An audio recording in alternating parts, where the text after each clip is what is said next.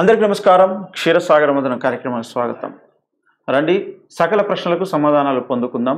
ఈ తరంలో దేవుని చేత మనందరి సందేహాలను నివృత్తి చేయడం కొరకు ఈ తరంలో దేవుడు పంపిన ఈ తరం ప్రవక్త అపోస్తలులు అద్దంకి రంజిత్ తోఫీర్ గారు సార్కి సాదర స్వాగతం తెలియజేస్తున్నాను. థ్యాంక్ యూ సార్, మరి ఈ గడిచిన 3 క్షీరసాగర మదనం కార్యక్రమాలు దాదాపు 3 వారాల నుంచి ప్రతి ఎపిసోడ్లో మొదటి క్వశ్చన్ ఇదే అడగాల్సి వస్తుంది. ఏంటంటే దుబాయ్లో వరద, మొన్న చైనాలో వరద, జపాన్లోనేమో భయంకరమైనటువంటి భూకంపము, ఇప్పుడు బ్రెజిల్లో పరిస్థితి, జంతువులు, కార్లు, ఇండ్లు, రోడ్లన్నీ కొట్టుకుపోతున్నటువంటి పరిస్థితి.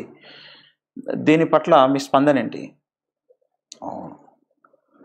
ఇంకా స్పందన 3 వారాల నుంచి అదే ప్రశ్న అయితే 3 వారాల నుంచి అదే స్పందన. ఏంటంటే దక్షిణ బ్రెజిల్ మొత్తం కొట్టుకుపోయింది. పెద్ద పెద్ద వాహనాలు, జంతువులు, దున్నపోతులు, లారీలు, ట్రక్కులు, ఇండ్లు మొత్తం అంతా కొట్టుకుపోయి నిన్న మిడ్ నైట్ వరకు చూశాను వార్త. 100 పీపుల్ డెడ్ అని, ఇంకా కొంతమంది గల్లంత అయినారు. అంటే వాళ్ళు కూడా శవాలు దొరకలేదు, అందుకని గల్లంత అయినారు అంటారు. ఇట్లాంటి ఉపద్రవాల్లో చనిపోయిన ఎగ్జాక్ట్ నంబర్ ప్రకటించారు, ప్రజలు భయభ్రాంతులు అయిపోతారని. ఇదంతా కూడా అంత్యకాల సూచనలే. సుప్రభువా రాకముందు ప్రకృతి వైపరీత్యాలు, ప్రకృతి విలయాలు జరుగుతాయి. కరువులు, భూకంపాలు, ఈ ప్రళయాలు ఇవన్నీ వస్తాయి అనే సంగతి బైబిల్లో రాయబడి ఉంది. మరి మానవ ధర్మంగా మనం వాళ్ళ కొరకు ప్రార్థన చేయగలము. ఫస్ట్ ఆఫ్ ఆల్ ఎఫెక్టెడ్ ఏరియాస్లో ఉన్నటువంటి అందరూ, రక్షణ పొందిన దేవుని బిడ్డలు కానీ రక్షణ పొందనోళ్ళు కానీ, వాళ్ళందరినీ దేవుడే ఆదరించాలని మనం ప్రార్థన చేయగలం. అయితే ఒకళ్ళు చనిపోతున్న వాళ్ళలో రక్షణ పొందకుండా వరదల్లో మునిగి చనిపోయిన వాళ్ళు అయితే అగ్నిగుండంలోకి వెళ్ళిపోతారు. వరదల్లో మునిగి చనిపోయినా వాళ్ళు నమ్మి బాప్తిస్మం పొందిన వాళ్ళు అయితే వాళ్ళు పరలోక రాజ్యంలో చేరతారు. ఆ విషయంలో అనుమానం లేదు. మరి ఏదో రకంగా ప్రకృతి విలయాల వలననో, యుద్ధాల వలననో, తెగుళ్ళ ద్వారానో మనిషికి మరణం అయితే వస్తుంది. ఎలాగైనా మరణం వస్తుంది, కానీ మరణం పొందకముందు రక్షణ పొంది, పాపక్షమాపణ పొంది, యేసుక్రీస్తు కార్చిన శిలువ రక్తం ద్వారా దేవునితో సమాధానపడి ఉండండి. మరణం ఏ రూపంలో వచ్చినా మీరు ధన్యులే అయిపోతారు అనే సంగతి మనం చెప్తున్నాం. దాన్ని వెటకారం చేయడం, ఎగతాళి చేయడం చేస్తున్నారు. సరే, ఎవరి నిర్లక్ష్యానికి ప్రతిఫలం వాళ్ళు అనుభవిస్తారు. సరే, ఇప్పుడు నోవాహు కాలంలో దేవుడు ముందే చెప్పి జలప్రలయం వస్తుంది, ఓడ సిద్ధపరచుకొని నోవాహుకు చెప్పినప్పుడు నోవాహును చూసి ఎగతాళి చేసిన ప్రజలు, అదే పరిస్థితి ఈనాడు ఈ తుఫాన్ల ద్వారా, ఈ వరదల ద్వారా, మరి దేవుని యొక్క ముందు రాబోతున్నటువంటి ఆయన రాకడకు సూచనలను చెబుతుంటే నవ్వుతున్న ప్రజలు కూడా ఇదే పరిస్థితిలో ఉన్నారని చెప్పుకోవచ్చా? అంతే కదా. ఇప్పుడు అపహాసకులు వీళ్ళు సువార్త విని అపహాస్యం చేస్తారు. అయితే వీళ్ళు ఆపదలో పడ్డప్పుడు దేవుడు అపహాస్యం చేస్తాడని ఉంది బైబిల్లో. సామెతల గ్రంథము 1వ అధ్యాయము 25. నేను చెప్పిన బోధ ఏమియో మీరు వెనక త్రోసివేసితిరి, నేను గద్దింపగా లోబడకపోతిరి, కాబట్టి మీకు అపాయము కలుగున్నప్పుడు నేను నవ్వేదను. దేవుడు అంటున్నాడు, నేను నవ్వుతాను. మీకు భయం వచ్చినప్పుడు నేను అపహాస్యం చేసేదను. అది 27. భయము మీ మీదకి తుఫాను వలె వచ్చినప్పుడు, సుడిగాలి వచ్చినట్లు మీకు అపాయము కలుగునప్పుడు, మీకు కష్టమును దుఃఖమును ప్రాప్తించినప్పుడు నేను అపహాస్యం చేసేదను. చేస్తాను. ఇప్పుడు విత్తనం వేసేటప్పుడు జొన్నలు విత్తనం వేసాము, పంట కోసేటప్పుడు గోధుమలు వస్తే బాగుండని ఆశ పెడితే వస్తాయా? రావు. ఏ విత్తనం వేసామో అదే పంట వస్తుంది. దేవుడు ఎన్నో నిరూపణలు ఆధారాలతో సత్య సువార్తను ప్రకటింపజేస్తుంటే ఏ ఆధారాలు లేని పొక్కిడి పురాణాలను కల్పిత కథలను నమ్ముకుంటూ ఎక్కడ కూడా చారిత్రక ఆధారాలు కానీ మరి పురాతత్వ శాస్త్ర తవ్వకాల్లో దొరికిన ఆధారాలు కానీ ఏమి వాళ్ళకి లేకపోయినా అదే చాలా గొప్పదని వాళ్ళు నమ్మి దాన్ని ప్రచారం చేస్తూ అనేక ఆధారాలతో కూడిన సత్య సువార్తను, ఎన్నో ఆధారాలతో కూడిన ప్రకటనను వాళ్ళు అపహాస్యం చేస్తున్నారు. అంటే జొన్నలు విత్తుతున్నారు వాళ్ళు. ఓకే.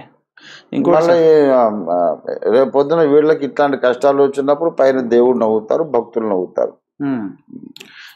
ఈనాడు 2 చెక్కలు పీక్కోలేనటువంటి వాడు అని అపహాసం చేస్తున్నటువంటి వ్యక్తులు, తర్వాత ఎక్కడ పుట్టాడో ఎవరికి పుట్టాడో అని కూడా మాట్లాడుతున్నటువంటి పరిస్థితి. ఇలా 2 చెక్కలు 3 మేకులు పీక్కోలేనటువంటి వాడు దేవుడు ఎలా అవుతాడు? అతడు ఉన్నటువంటి దేశంలో 12% కూడా నమ్ముకోలేనటువంటి పరిస్థితి. ఆయనను మనం దేవునిగా ఎందుకు గుర్తించాలి? ఈనాడు సైనికులు చనిపోయారు భారతదేశంలో ఎంతో మంది. వాళ్ళను మనం గౌరవించుకోవాలి కానీ అక్కడెక్కడనో అదేదో దేశంలో చనిపోయిన ఆయనను మనము మన కొరకే చనిపోయాడని అనుకోవడం ఎందుకు అంటూ కూడా అపహాస్యం చేస్తున్న పరిస్థితి. అపహాస్యం చేస్తున్నారు. దీన్ని ఎలా చూడాలంటారు? మంచి ప్రశ్న అడిగారు. ఇప్పుడు అసలు ఇలాగా యేసుక్రీస్తునాథుడు చేసిన శిలువ యజ్ఞాన్ని అపహసిస్తున్న వాళ్ళు కనీసం ఇంగితం లేకుండా మాట్లాడుతున్నారు. వేదాలను గూర్చిన కనీస అవగాహన లేకుండా మాట్లాడుతున్నారు. ఈ లోకంలో కూడా ఒక నేరం చేసిన వాడు ఏదైనా జరిమానా కట్టాల్సి వస్తే అతని పక్షంగా ఇంకొకడు పోయి అతని ప్రతినిధిగా డబ్బులు చెల్లిస్తే ఇతను వదిలేస్తారు కదా. చట్టం ఇప్పటికీ వదిలేస్తోంది కదా. కాబట్టి paying the penalty of human sin, ఆ పెనాల్టీని మన ప్రతినిధిగా ఆయన చెల్లించాడు. ప్రాతినిధ్య మరణము అనే కాన్సెప్టు చూడకుండా వాళ్ళ మనోనేత్రాలు గుడ్డివైపోయినాయి. ఇప్పుడు వీళ్ళు అంటున్నారు ఆయన ఆ మరణాన్ని తప్పించుకోలేని వాడు, శిలువ మరణాన్ని, ఆ అవమానాన్ని తప్పించుకోలేని వాడు దేవుడు ఎలాగయ్యాడు అని అంటున్నారు. మరి వేదాలలో ప్రజాపతి ఆయన యజ్ఞం అవుతాడు, యజ్ఞం అయ్యాడు అనే సంగతి వేదాల్లో చాలా చోట్ల రాయబడి ఉంది. దాని విషయం మరి మనం చూద్దాము. ఇదేంటి సార్? శుక్ల యజుర్వేదం. ఇది శుక్ల యజుర్వేదం ఇది. ఓకే. వీరైతే దాన్ని ఓకే సార్, మీరు రిఫరెన్స్ చెప్పండి సార్, డిస్ప్లే చేస్తారు. 31వ అధ్యాయము. ఓకే. 31వ అధ్యాయములోని 14, 15 వచన మంత్రాలు నేను చదువుతున్నాను. 14 పురుష రూప హవిచే దేవతలు యజ్ఞము చేసినప్పుడు వసంతము, ఈ యజ్ఞపు ఘృతము, గ్రీష్మము, సమిధ, శరత్తు హవి అయినవి. పురుష రూప హవి అన్నారు. హవిస్సు అంటే యజ్ఞం, యజ్ఞద్రవ్యం.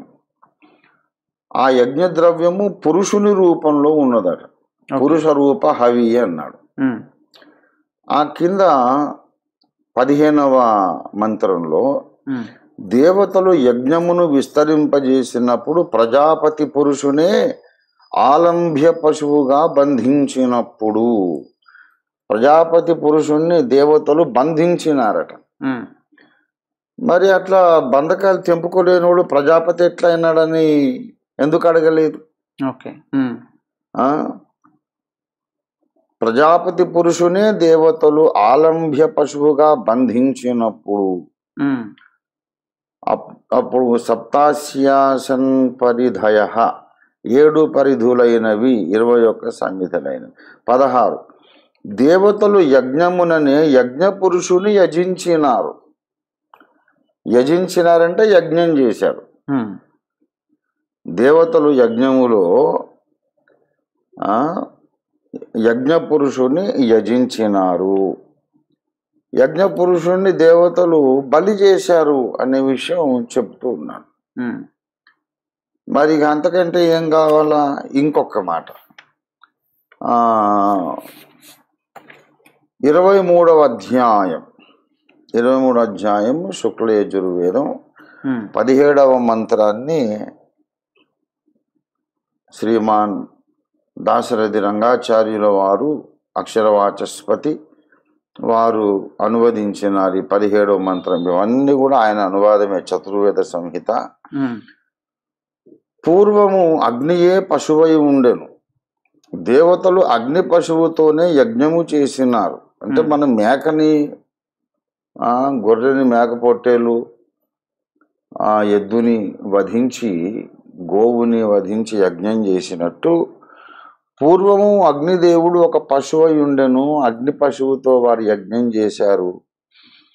వాయువు కూడా పశువై ఉండెను. ఆ వాయు పశువుతోనే దేవతలు యజ్ఞము చేసినారు అన్నాడు. కింద సూర్యుడు పశువై ఉండి, ఇదంతా 17వ మంత్రమే. సూర్యుడు పశువై ఉండెను.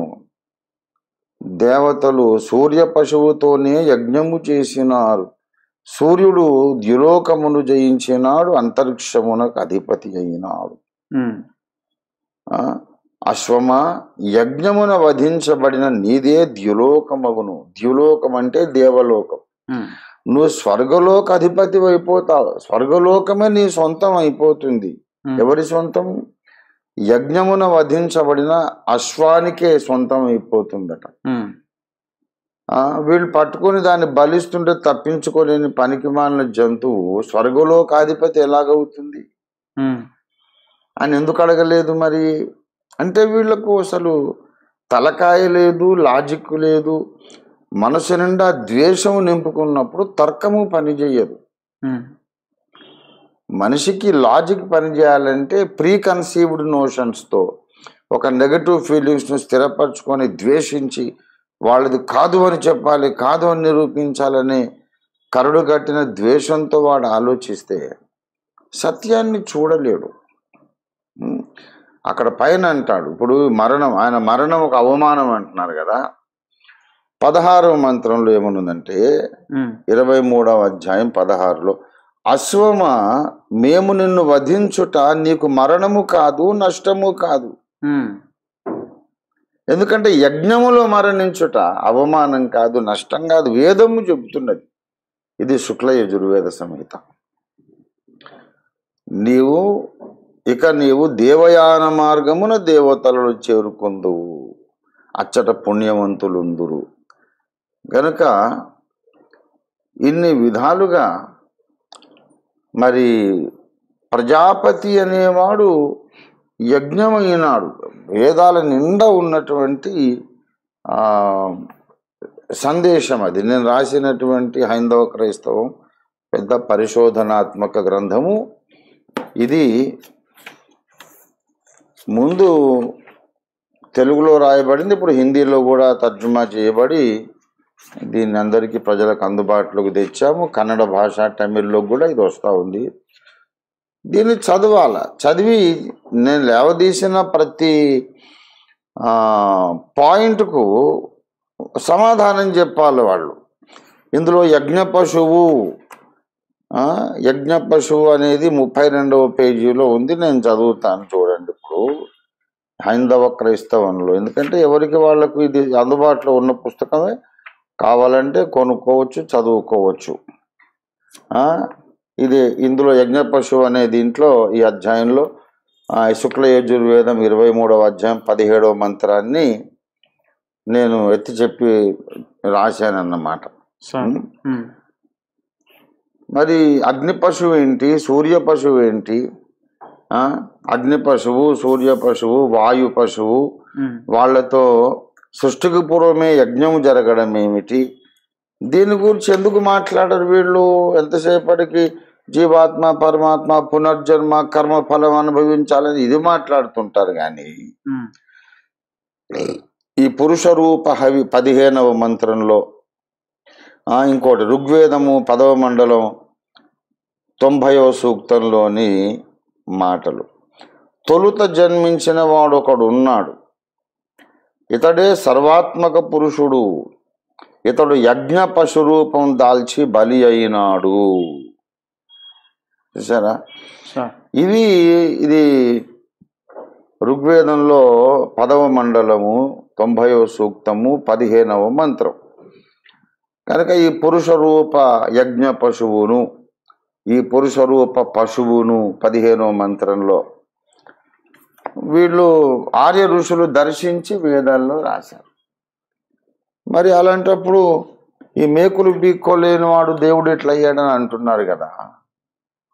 మరి వీళ్ళు బంధించినప్పుడు, దేవతలు వచ్చి బంధించి అతన్ని బలి చేసినప్పుడు, అతని చేతనే యజ్ఞము చేసినప్పుడు మరి అతను తప్పించుకోలేకపోయాడు, అతను ఎట్లా ప్రజాపతి అయ్యాడు అని ఆలోచించద్దా? కళ్ళు మూసుకొని వేదాలు చదువుతారు వీళ్ళు. అసలు అది మాకు కిట్టదు ఆలోచన. పాపం ఎవడు చేస్తే వాడే చావాలి, వాడే శిక్ష అనుభవించాలి, ఇంకోటి పొందడం ఏంటి అనే దగ్గర వీళ్ళు లాకప్ అయిపోయారు. ప్రాతినిధ్య మరణము, అది వైకేరియస్ డెత్ అంటారు. అది దేవుని యొక్క ప్రణాళిక. ఎందుకంటే నీ పాపానికి నీవే గనక శిక్ష అనుభవిస్తే నువ్వు అగ్నిగుండంలోకి వెళ్ళిపోతావు, ఇక బయటకు వచ్చేది ఉండదు. ఎవరి పాపానికి వాళ్ళే శిక్ష అనుభవించాలంటే అగ్నిగుండంలోకి వెళతారు, ఇక మళ్ళీ వచ్చేది ఉండదు. కనుక వాడు వెళ్ళనక్కర లేకుండానే అతని పాప రుణాన్ని తీర్చడానికి ప్రాతినిధ్య మరణం విరాట్ పురుషుడు పొందాడు. యేసుప్రభు అంత ఘోరంగా చంపేశాడు. ఆయన ఏం తప్పు చేశాడంటే, ఇప్పుడు మరి ప్రజాపతిని అంత ఘోరంగా యజ్ఞం చేశాడు, ఆయన ఏం తప్పు చేశాడు అని ఆలోచించాలి కదా. సూర్య పశువును, వాయు పశువును, అగ్ని పశువును సృష్టికి పూర్వమే యజ్ఞం చేశాడు, ఆయన ఏం తప్పు చేశాడు అని.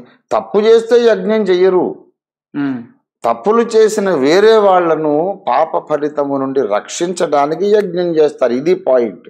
ఓకే, తప్పు చేసిన వాడిని చంపడం అది యజ్ఞం కాదు. మొదటి పాయింట్. ఇతరులు ఎవరో తప్పు చేస్తే వాళ్ళ బదులుగా పెనాల్టీ కట్టడానికి ఈ యజ్ఞ పశువును బలి చేస్తారు. సెకండ్ పాయింట్ ఏంటంటే, ఆ యజ్ఞానికి ఆ వ్యక్తి అప్పగించుకోవడం అతని బలహీనత కాదు, అది అతనికి మరణము కాదు, అది అతనికి నష్టము కాదని శుక్ల యజుర్వేదం చెప్పింది. నష్టం కాదది. ఎందుకంటే అతడు చేసేది ఒక పుణ్యకార్యం. తన ప్రాణాన్ని బలిగా అర్పించడం ద్వారా ఇతరులను నరకం నుండి రక్షిస్తున్నాడు. ఆయనే మన ప్రభువుని యేసుక్రీస్తు.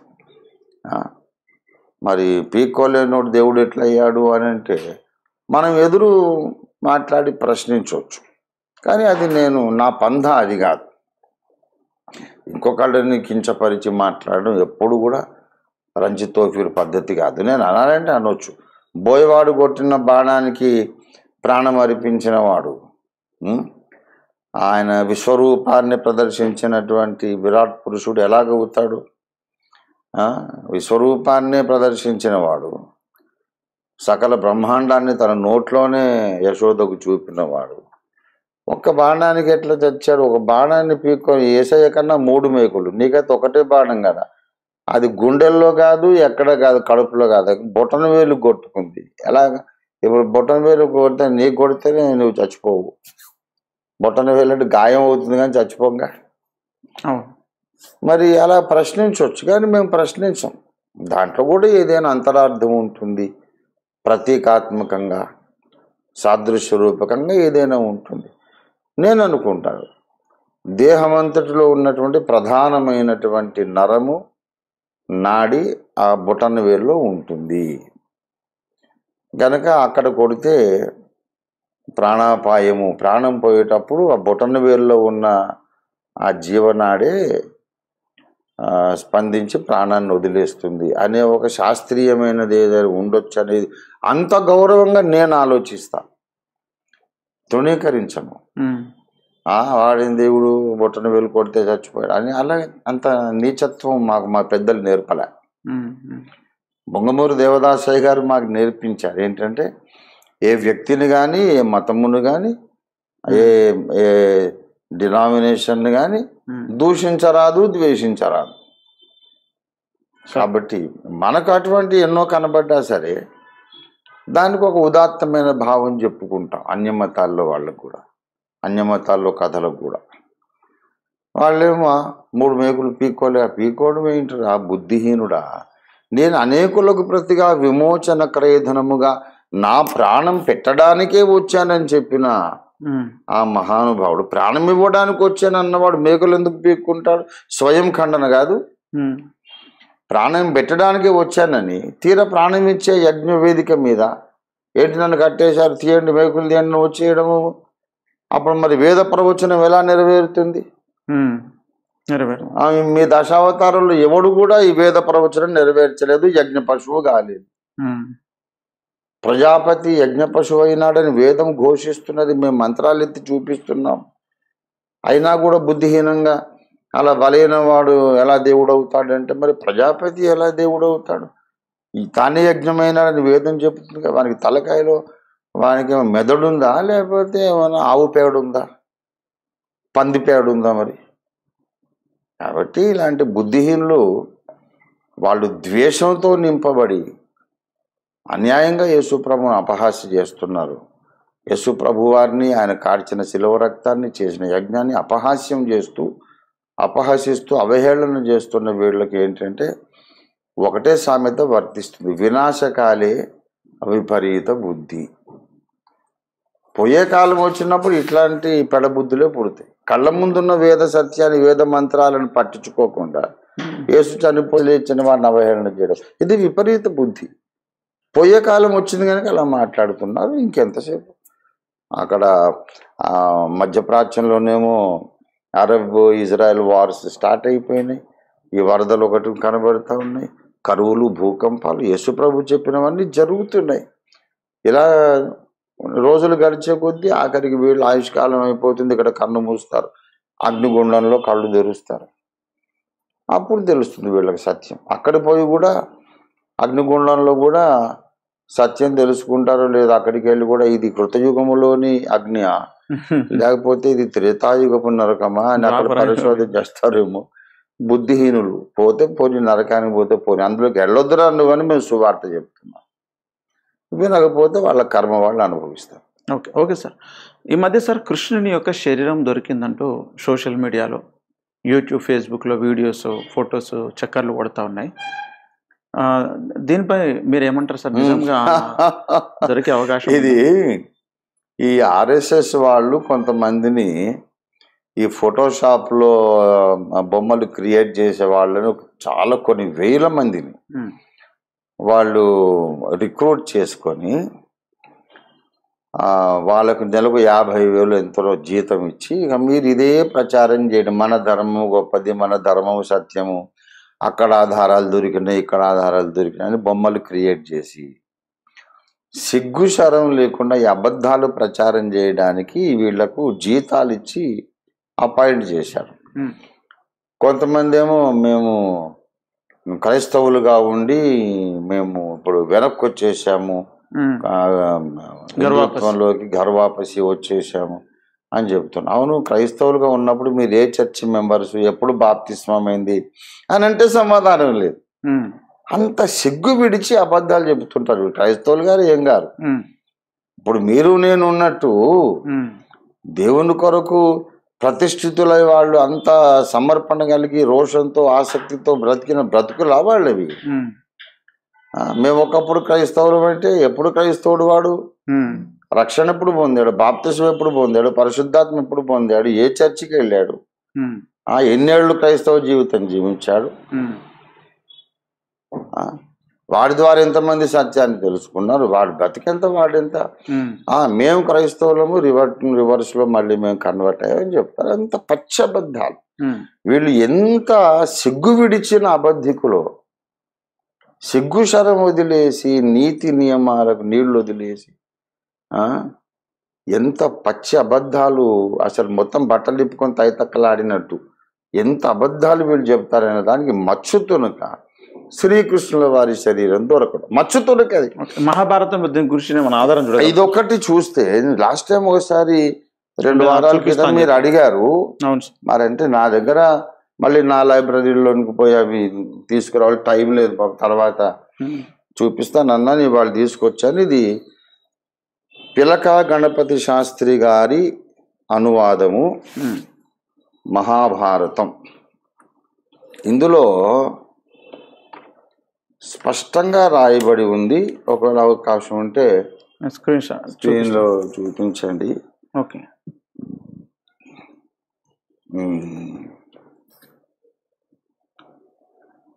ఇక్కడ మౌసల పర్వంలో ఇక్కడ 3వ పేరాలో చెప్పబడిన మాట నేను చదువుతున్నాను. భూదేవతలారా, శౌరి మృతదేహం పరికించిన ద్వారకా నగరికి మరలిన పిదప మనమిది సందర్శించనట్లే వ్యవహరించవలెను. శౌరి అంటే శ్రీకృష్ణుడు. శౌరి అంటే ఓకే. గనుక మీరు ఒక నిమేషమైన ఆలసించక శౌరి శరీరానికి అగ్ని సంస్కారం ముగించవలెను. ఈ విధి నిర్వర్తించిన అనంతరమే మనందరము ద్వారకాపురికి తరలిపోవలసి ఉన్నది. ఆ ప్రకారంగా నిర్ణయించిన పిమ్మట కిరీటి అంటే అర్జునుడు, చక్రి అంటే శ్రీకృష్ణుడు. ఆయనకు చక్రాయుధం ఉంటుంది కదా, ఓకే, కనుక చక్రి అని ఆయనకు పేరు. అది భక్త ప్రహ్లాద కథలో కూడా, భక్త ప్రహ్లాద కథలో అది ఏ పేజ్ చూపిస్తున్నారు చూపించండి. ఆ ప్రకారముగా, ఆ ప్రకారం ఉంది అక్కడ, ప్రకారంగా నిర్ణయించిన పిమ్మట. అక్కడ ప్రహ్లాదుడు అంటాడు, ఇందుగలడు అందులేడను సందేహము వలదు, ఎందెందు వెతికిన అందుగలడు. చక్రి సర్వోపగతుండు. ఓకే. ఇందుగలడు అందులేడను సందేహము వలదు, చక్రి సర్వోపగతుండు, ఎందెందు వెతికిన అందందే గలడు దానవాగ్రణి. అంటే చక్రి అంటే విష్ణుమూర్తి. విష్ణుమూర్తి అవతారం కనుక శ్రీకృష్ణుల వారికి కూడా చక్రాయుధం ఉంటుంది. ఇక్కడ చెప్తాడు కిరీటి అంటే అర్జునుడు. ఆ ప్రకారంగా నిర్ణయించిన పిమ్మట కిరీటి వారితో కలిసి ప్రగాఢ భక్తి శ్రద్ధలతో చక్రి మృత శరీరానికి అగ్ని సంస్కారం నిర్వర్తించాడు. ఆ పైన మునీశ్వరుల శాపానికి ఇక వేరొక తీరు సంఘటిల్లదని నిశ్చయించి ఆ ప్రాంతంలో నలుమూలలా అన్వేషించి బలదేవుని దేహము కనుగొని దానికి అదే విధంగా శీఘ్రమే దహన సంస్కార క్రియలు ఆచరించాడు. కృష్ణ బలరాములు ఇద్దరికీ కూడా అర్జునుడు దహన సంస్కారం జరిపాడనే సంగతి ఇక్కడ శ్రీమద్ మహాభారతంలో శ్రీ పిలక గణపతి శాస్త్రి గారి అనువాదం నా దగ్గర ఉంది. ఈ మహాభారతంలో మౌసల పర్వంలో రాయబడింది. మరి వేదవ్యాసుల వారేమో, ఇప్పుడు గణపతి శాస్త్రి గారు అనువదించిన వేదవ్యాసుల వారే కదా మహాభారత కావ్యకర్త, ఆయనే కదా. వేదవ్యాసుల వారు చెబుతున్నారు ఆయనకు దహన సంస్కారం అయిపోయిందని.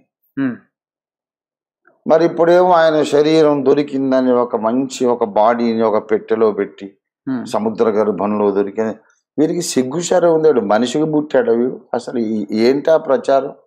మహాభారతానికి వ్యతిరేకంగా ప్రచారం చేసి ప్రజలను పిచ్చోళ్ళని చేయడం ఏ హిందువైనా నమ్ముతాడు అసలు? అంటే ఇంత సిగ్గు విడిచిన అబద్ధికులే ఈ మతోన్మాదులు. వాళ్ళు చెప్పేవన్నీ ఇలాగే ఉంటాయి. వాళ్ళు చెప్పే ప్రతి మాట అబద్ధమని వాళ్ళ గ్రంథాల్లో నుంచి నేను చూపించగలను. కాబట్టి ఈ సిగ్గు విడిచి అబద్ధం ఆడే వాళ్ళను చూసి మనం ఏమంటాము? ఒక ఆయన పిచ్చి పట్టి ఏం చేశాడంటే బట్టలు ఇప్పేసి తిరుగుతున్నాడు. మళ్ళీ ఇదే చాలా గొప్ప అనుకొని, ఒరే మీరందరు లోకాన్ని భయపడి బట్టలు వేసుకున్నారా, నేను చూడు లోకాన్ని జయించాను, నాకు బట్టలు లేవంటున్నాడట. అలాగుంది. అసభ్యంగా అగౌరవంగా వాళ్ళకి వాళ్ళే అవమానకరంగా ప్రవర్తిస్తూ మళ్ళీ మేము గొప్పోళ్ళం అని చెప్పుకోవడం. ఇదా వీళ్ళ సత్యం, సత్యసంధత్వము, సత్యాన్వేషణ, సత్యం పట్ల వాళ్ళకున్న ప్రేమ ఇదేనా? మహాభారతంలోనేమో ఆయనకు దహన సంస్కారం అర్జునుడే చేశాడు, బలరాముడు కూడా అప్పుడే చేశాడు, కొందరు మునీశ్వరులందరూ ఉన్నారని చెప్పి మహాభారతంలో ఉంటే, వీడేమో ఇవాళ ఒక బొమ్మ తయారు చేసి ఫోటోషాప్లో కిరీటంతో పాటట మొత్తం అట్లనే ఉన్నాడు. అంటే ఇంత సిగ్గులేనాడు వీళ్ళు. దీన్ని గమనించి ఈ దేశంలోని సకల మతాలలోని సత్యాన్వేషకులు తెలుసుకోవాలి, వీళ్ళ మాటలు చచ్చినా నమ్మొద్దని. ఇది నా సందేశం. Okay okay sir. నా సందేశం కాదు, ఇంగితం ఉన్నవాడు తీసుకోవాల్సిన నిర్ణయం అది. ఓకే. ఇంత బ్లాటెంట్ లైవ్ వాళ్ళు ప్రచారం చేస్తుంటే వాడి మాట ఎలా నమ్ముతారు? Okay sir. Okay, thank you sir. Sir, ఇప్పుడు ఎలక్షన్ జరుగుతూ ఉన్నాయి కదా, మరి ఆంధ్రప్రదేశ్, తెలంగాణలో, మిగతా రాష్ట్రాల్లో కూడా. అయితే ఇండియా ప్రజాబంధు పార్టీ నుండి మరి వ్యవస్థాపక అధ్యక్షులుగా మీరు చెప్పండి, ఎంతమంది పోటీలో ఉన్నారు ఎమ్మెల్యేలుగా, ఎంపీలుగా ఈసారి? ఎంపీలుగా పోటీలో ఉన్న వాళ్ళు 9 మంది పోటీ చేస్తున్నారు మన పార్టీ, ఇండియా ప్రజాబంధు పార్టీ పక్షంగా. ఓకే. వాళ్ళ లిస్టు చదువుతున్నాను. ఆదిలాబాద్ లోక్సభ నియోజకవర్గానికి మా పార్టీ ఇండియా ప్రజాబంధు పార్టీ అభ్యర్థిగా గెడం సాగర్ గారు పోటీ చేస్తున్నారు. గెడం సాగర్. భువనగిరి నియోజకవర్గంలో తాండ్ర ప్రేమలత గారు, మేడం గారు మన పార్టీ పక్షంగా కాంటెస్ట్ చేస్తున్నారు. తాండ్ర ప్రేమలత గారు భువనగిరిలో. చేవెళ్ళ నియోజకవర్గంలో పాలమాకుల మధు గారు, వారు మన తెలంగాణ రాష్ట్ర అధ్యక్షులు, ఐపీబీపీ అధ్యక్షులు, రాష్ట్ర అధ్యక్షులు. వారు చేవెళ్ళ నియోజకవర్గం నుండి కాంటెస్ట్ చేస్తున్నారు. మల్కాజ్గిరి నియోజకవర్గంలో జాన్ అబ్రహాం గారి అది నామినేషన్ రిజెక్ట్ అయింది, అందుక ఇది వారు is out of the contest. తర్వాత మెదక్ నియోజకవర్గంలో మైసన్ గారి సునీల్ అనే మన పార్టీ సభ్యుడు, కార్యకర్త, నాయకుడు. వారు మెదక్ నియోజకవర్గం నుండి లోక్సభకు కాంటెస్ట్ చేస్తున్నారు. నాగర్ కర్నూలు నియోజకవర్గం నుండి వి అమర్నాథ్ అనే మన క్రియాశీలక కార్యకర్త, మన నాయకుడు, పార్టీ నాయకులు, వారు నాగర్ కర్నూలు లోక్సభ నియోజకవర్గం నుండి కాంటెస్ట్ చేస్తున్నారు. తర్వాత నల్గొండ నియోజకవర్గం నుండి వెంకన్న గారు. ఓకే.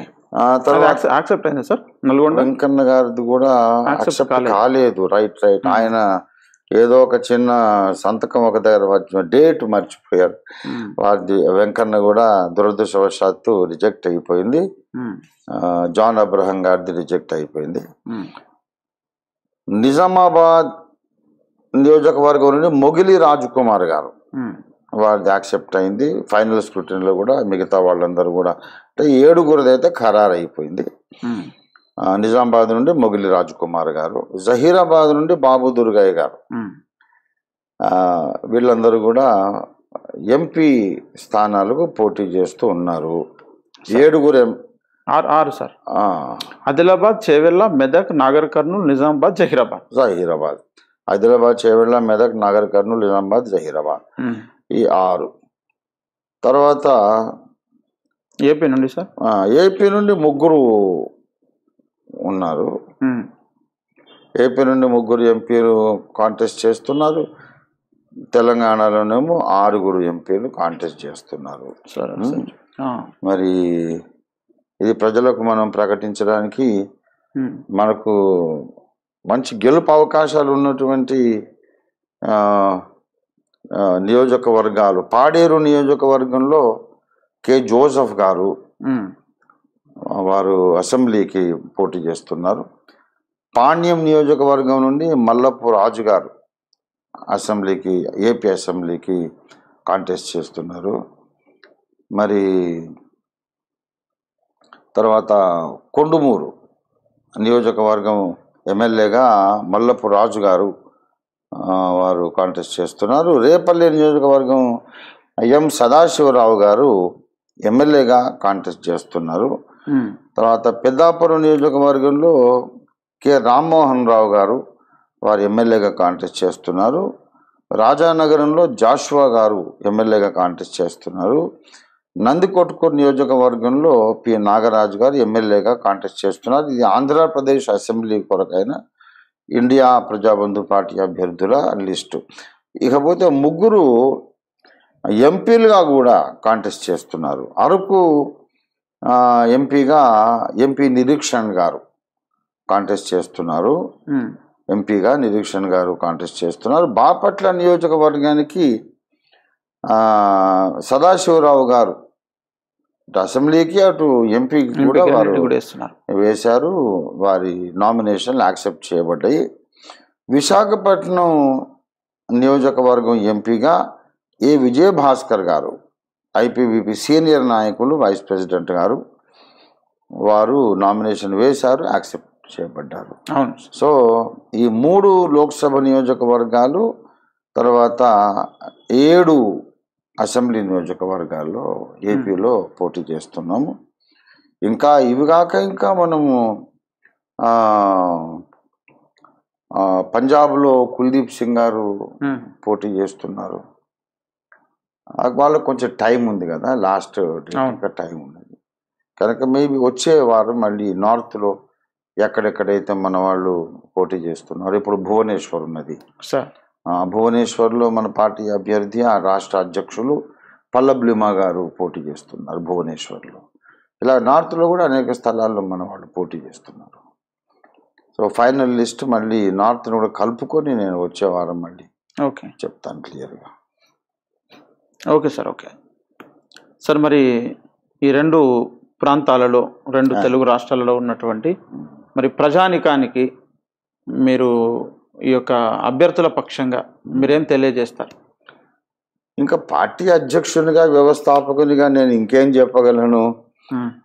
దళితులకు, అణగారిన వర్గాలకు, మహిళలకు, బహుజనులకు ఇవాళ ఖచ్చితమైన దిక్సూచి, ఖచ్చితమైన కేర్ ఆఫ్ అడ్రస్, వాళ్ళ పక్షంగా పోరాడడానికి కంకణం కట్టుకొని వాళ్ళు బలమైన తీర్మానంతో పనిచేస్తున్నటువంటి యథార్థత కలిగిన honest real Ambedkarite party India Prajabandhu party. ఇంకా మిగతా పార్టీలు ఏవి కూడా రియల్ అంబేద్కరైట్స్ కాదని నేను నిస్సందేహంగా చెప్పగలను. ఎందుకంటే ఎవళ్ళైనా సరే వాళ్ళ కమిటీల్లో వాళ్ళ కులం వాళ్ళని వేసుకుంటారు. అన్ని కులాల వాళ్ళు కమిటీలో ఉన్నటువంటి కేంద్ర కమిటీలో కానీ రాష్ట్రాల కమిటీలో కానీ అన్ని కులాల వాళ్ళు ఉన్నటువంటి ఏకైక పార్టీ ఇండియా ప్రజాబంధు పార్టీ. తర్వాత అంబేద్కర్ ఆశయాలు సాధించాలి, అంబేద్కర్ మహాశయుని యొక్క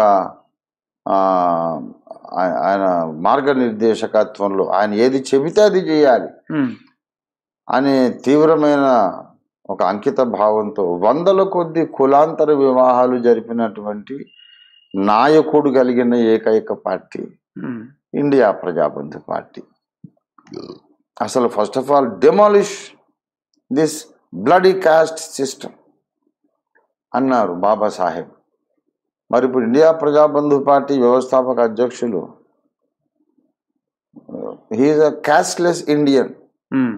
నేనే మా 4 తరాల నుండి మా తాతగారు, మా నాన్నగారు, నేను, నా కుమారుడు మా సర్టిఫికేట్ చూస్తే religion is Christian, nationality is Indian, cost అంటే ఇండియన్ క్రిస్టియన్. మా సర్టిఫికేట్ ఇండియన్ క్రిస్టియన్ అనే ఉంటుంది. అసలు ఇప్పుడు మీ కుమారుడు కూడా అట్లా అంతే.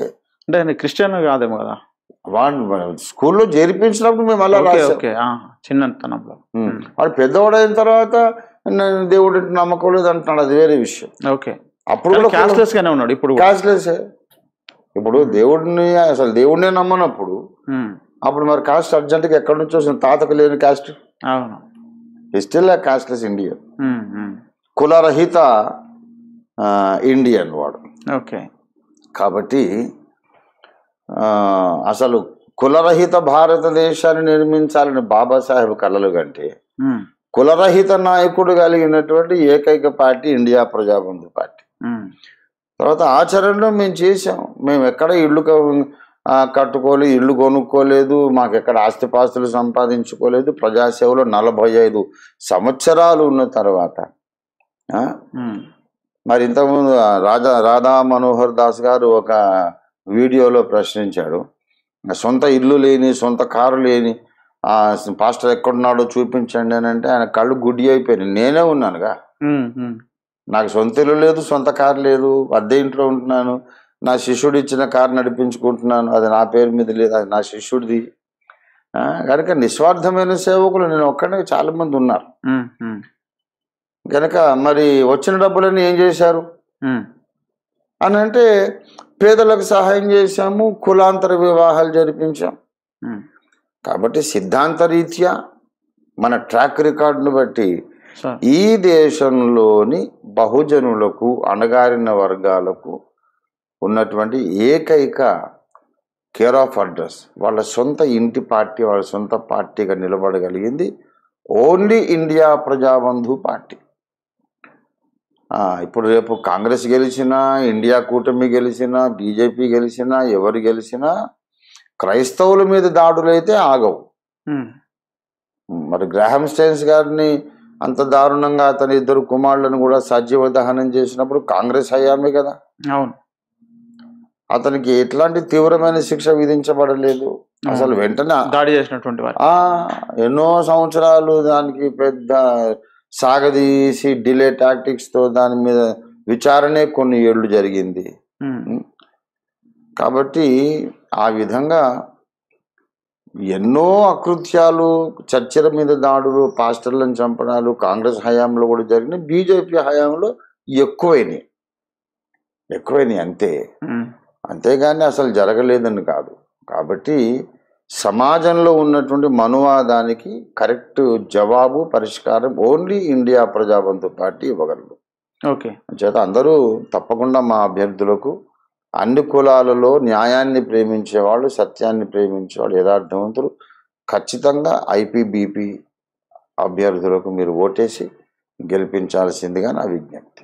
ఓకే సార్, ఇప్పుడు అంబేద్కర్ గారు బ్రతుకున్నప్పుడే ఆయనను గెలిపించని సమాజం ఆయన పేరు మీద, ఆయన సిద్ధాంతాలతో పార్టీ పెట్టి ముందుకెళ్తే గెలిపించే అవకాశాలు ఉన్నాయంటారా భవిష్యత్తులో కూడా? అంటే ఒక ఆశ ఏంటంటే అంబేద్కర్ మహాశయుని నిర్లక్ష్యం చేసి, వారి ఆలోచన విధానం నిర్లక్ష్యం చేసి, పెద్ద పెద్ద పెత్తందారీ పార్టీలు, ఈ పాలక వర్గాలు, సామాజిక వర్గాలు ఉన్నాయి కదా, ఉన్నత కులాలు, వాళ్ళకు ఓట్లను అమ్మేసుకుంటూ ఈ 75 ఏళ్ళు గడిపారు. అవును, 75 ఏళ్ళు మనం ఓట్లను అమ్ముకుంటున్నందుకు, మన ఓటు మనమే వేసుకోకుండా ఉన్నందుకు దేశం ఇప్పుడు మొత్తం అల్లకల్లోలం అయిపోయి మతం పేరిట, కులం పేరిట వేల మంది ప్రాణాలు కోల్పోతున్నారు. పెను సంక్షోభం ముంచుకొస్తుంది దేశం మీద. దీనికి కారణం మనం ఓట్లు అమ్ముకోవడమే. మనువాదుల్ని తెలిసి కూడా ఓటేసి అధికారంలో కూర్చోబెట్టడంతో దేశం అంతా శ్మశానం అయిపోయే దారుణ పరిస్థితి. ఇప్పుడు మణిపూర్ ఏమైంది? దేశం శ్మశానం అవుతుంది అని అంటే ఇది చాలా తీవ్రమైన విషయం అని ఎవరైనా అనొచ్చు. మరి మణిపూర్ ఏమైంది బాబు చెప్పండి? రేపు మళ్ళీ అదే ప్రభుత్వం వస్తే 29-30 రాష్ట్రాలు కూడా మణిపూర్ కావని ఏంటి నమ్మకం? వాళ్ళు చెబుతున్నారుగా, మాకు మళ్ళీ ఓటేస్తే ఇలా చేస్తామని చెప్తున్నారు. ముందు చూసింది ట్రయల్ మాత్రమే అంటున్నారు. ట్రయల్ మాత్రమే. అసలు ఇప్పుడు అన్ని రాష్ట్రాలు కూడా మేము మణిపూర్ లాగా చేసేస్తాం. ముందు రాజ్యాంగమే ఉండదంటున్నారు కదా. కాబట్టి మరి రానున్నది భయంకరమైనటువంటి పెను ప్రమాదం. కాబట్టి ఇది ఒకటే ఆశ ఏంటంటే ఓటు విలువ మనం గ్రహించకుండా అమ్ముకుంటూ వస్తూ ఉన్నందుకు దేశము పెద్ద సంక్షోభంలో కూరుకుపోయింది. దీనికి పరిష్కారం మన ఓటు సరిగ్గా ఉపయోగించటమే అనే ఇంగిత జ్ఞానం ఓటరు మహాశయులకు వస్తుందని ఒక ఆశ. ఓకే, 75 ఏళ్ళుగా మనం పొరపాటు చేసాం, డబ్బులకు అమ్ముకున్నాం. ఇప్పుడు అమ్మొద్దు. వాడు డబ్బులు ఇస్తే వాడికి మన ఓడిపోయింటే మన డబ్బులే మనకి ఇస్తున్నాడు వాడు అనే ఒక అవేర్నెస్ వచ్చి గ్రహింపు వచ్చేసి వీళ్ళందరూ మీరు ఎవరైనా డబ్బులు ఇవ్వండి, మేము మాత్రం మా అసలైన అంబేద్కర్ పార్టీ ఉంది, మాకు ఐపీబీపీ మా ఇంట్లో పుట్టిన పార్టీ, మా కోసం పుట్టిన పార్టీ అనే గ్రహింపుకు వస్తారని ఒక ఆశ.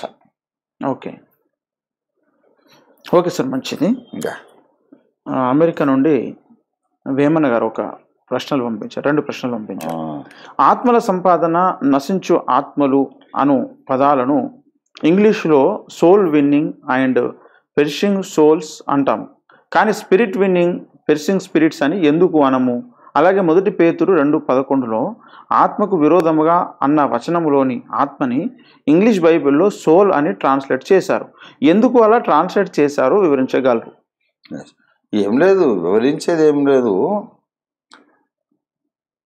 తర్జుమాదారులు చేసిన పొరపాటు అది. ఓకే, ట్రాన్స్లేటర్స్ మిస్టేక్ అది. ఇప్పుడు సోల్ అంటే ప్రాణమా ఆత్మన అనే స్పష్టత తర్జుమాదారులకు లేదు. ఇప్పుడు 103వ కీర్తన ఉంది, నా ప్రాణమా యెహోవాను సన్నుతించుమని అన్నాడు. అక్కడ ఏమంటాడు? Bless the Lord O my soul అన్నాడు. ప్రాణము అనే దాన్ని మరి సోల్ అనే చెప్పాడు అక్కడ. మరికొన్ని చోట్ల సోల్ అంటే ఆత్మ అనే భావంతో కూడా వాడారు. గనక సోల్ అనేది ప్రాణం, స్పిరిట్ అంటే ఆత్మ. ఈ 2 distinct entities within the human existence, human body or human life, within a human being. 3 different entities, body, soul and spirit. శరీరం, ప్రాణం, ఆత్మ. ఈ 3 వేరు వేరు ఎంటిటీస్ ఒక హ్యూమన్ బీయింగ్లో ఉన్నాయి అనే అంత స్పష్టత వాళ్ళకి లేక, బాడీ ఏమో భౌతికమైంది, మట్టితో చేయబడింది, మట్టి కానిది ఒకటి ఉంది, మట్టి కానిది ఒకటి, మట్టి కానిది ఒకటి.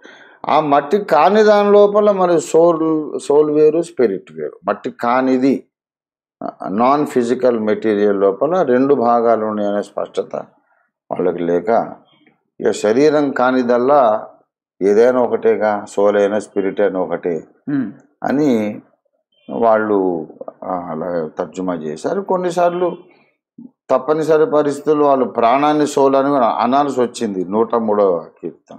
ఓకే, ఒక విషయం ఎప్పుడు చెప్తుంటాను, ఈ గ్రీక్ అండ్ హీబ్రూ ఇవి తూర్పు దేశపు భాషలు. ఓకే, తూర్పు దేశ భాషలు కాబట్టి తెలుగులోకి తర్జుమా చేసేటప్పుడు చాలా అడ్వాంటేజ్ ఉంటుంది తర్జుమాదారులకు.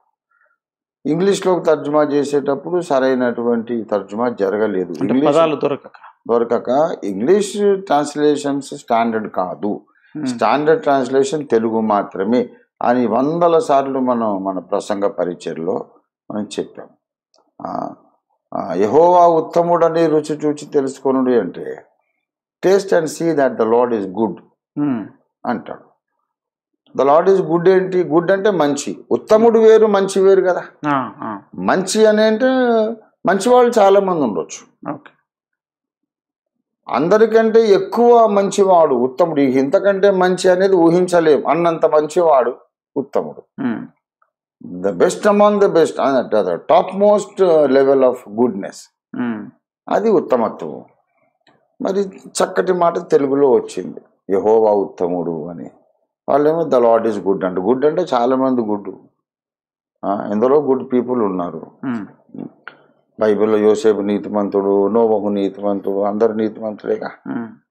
కనుక గుడ్ అనేది కాదు, ఈ గుడ్ పీపుల్ అందరికంటే కూడా టాప్ మోస్ట్ లెవెల్లో ఉన్నారు. అట్లాగా ఇంగ్లీష్ బైబిల్ ఎప్పటికీ స్టాండర్డ్ కాదు, తెలుగు రెండరింగే స్టాండర్డ్. ఓకే, 2వ ప్రశ్న సార్. యోహాను సువార్త 6వ అధ్యాయం 63వ వచనంలో నా మాటలు ఆత్మయు జీవమును అయి ఉన్నాయి అని ఉంది. దేవుని మాటలు ఆత్మ అయి ఉండడము అంటే ఏమిటి? అక్కడే ఉంది ఆ ప్రశ్నకు సమాధానం, అక్కడే ఉండి నేను చెప్తాను. యాక్చువల్గా it's a very simple question and simple answer. యోహాను సువార్త ఆత్మయే జీవింపజేయుచున్నది, శరీరం కేవలం నిష్ప్రయోజనము. నేను మీతో చెప్పి ఉన్న మాటలు ఆత్మయు జీవమునై ఉన్నవి. ఇప్పుడు ఆత్మ అంటే ఏమిటో ముందు చెప్పాడు కదా, జీవింపజేయున్నది ఆత్మ. నేను మీతో చెప్పిన మాటలు ఆత్మయ్య ఉన్నవి అంటే ఏంటిది? జీవింపజేయనిదై. మరి ఇది ఇప్పుడు ఒక బాడీని లోపల ఉన్న ఆత్మ ఎలాగా బ్రతికిస్తోందో అలాగే సంఘమును, తర్వాత ఒక విశ్వాసిని, సంఘమును, సమాజాన్ని, ప్రపంచాన్ని బ్రతికించేది నా మాటలు. కాబట్టి ఆది యందు వాక్యం ఉండెను, వాక్యము దేవుడై ఉండెను, ఆయనలో జీవం ఉండెను, ఆ జీవమే మనుషులకు వెలుగై ఉండెను. కనుక ఈ మట్టి శరీరాన్ని బ్రతికించే పని ఎలాగా ఆత్మ చేస్తుందో, మొత్తం చచ్చిపోయిన మానవ జాతిని బ్రతికించే పని యేసయ్య మాటలు చేస్తున్నాయి.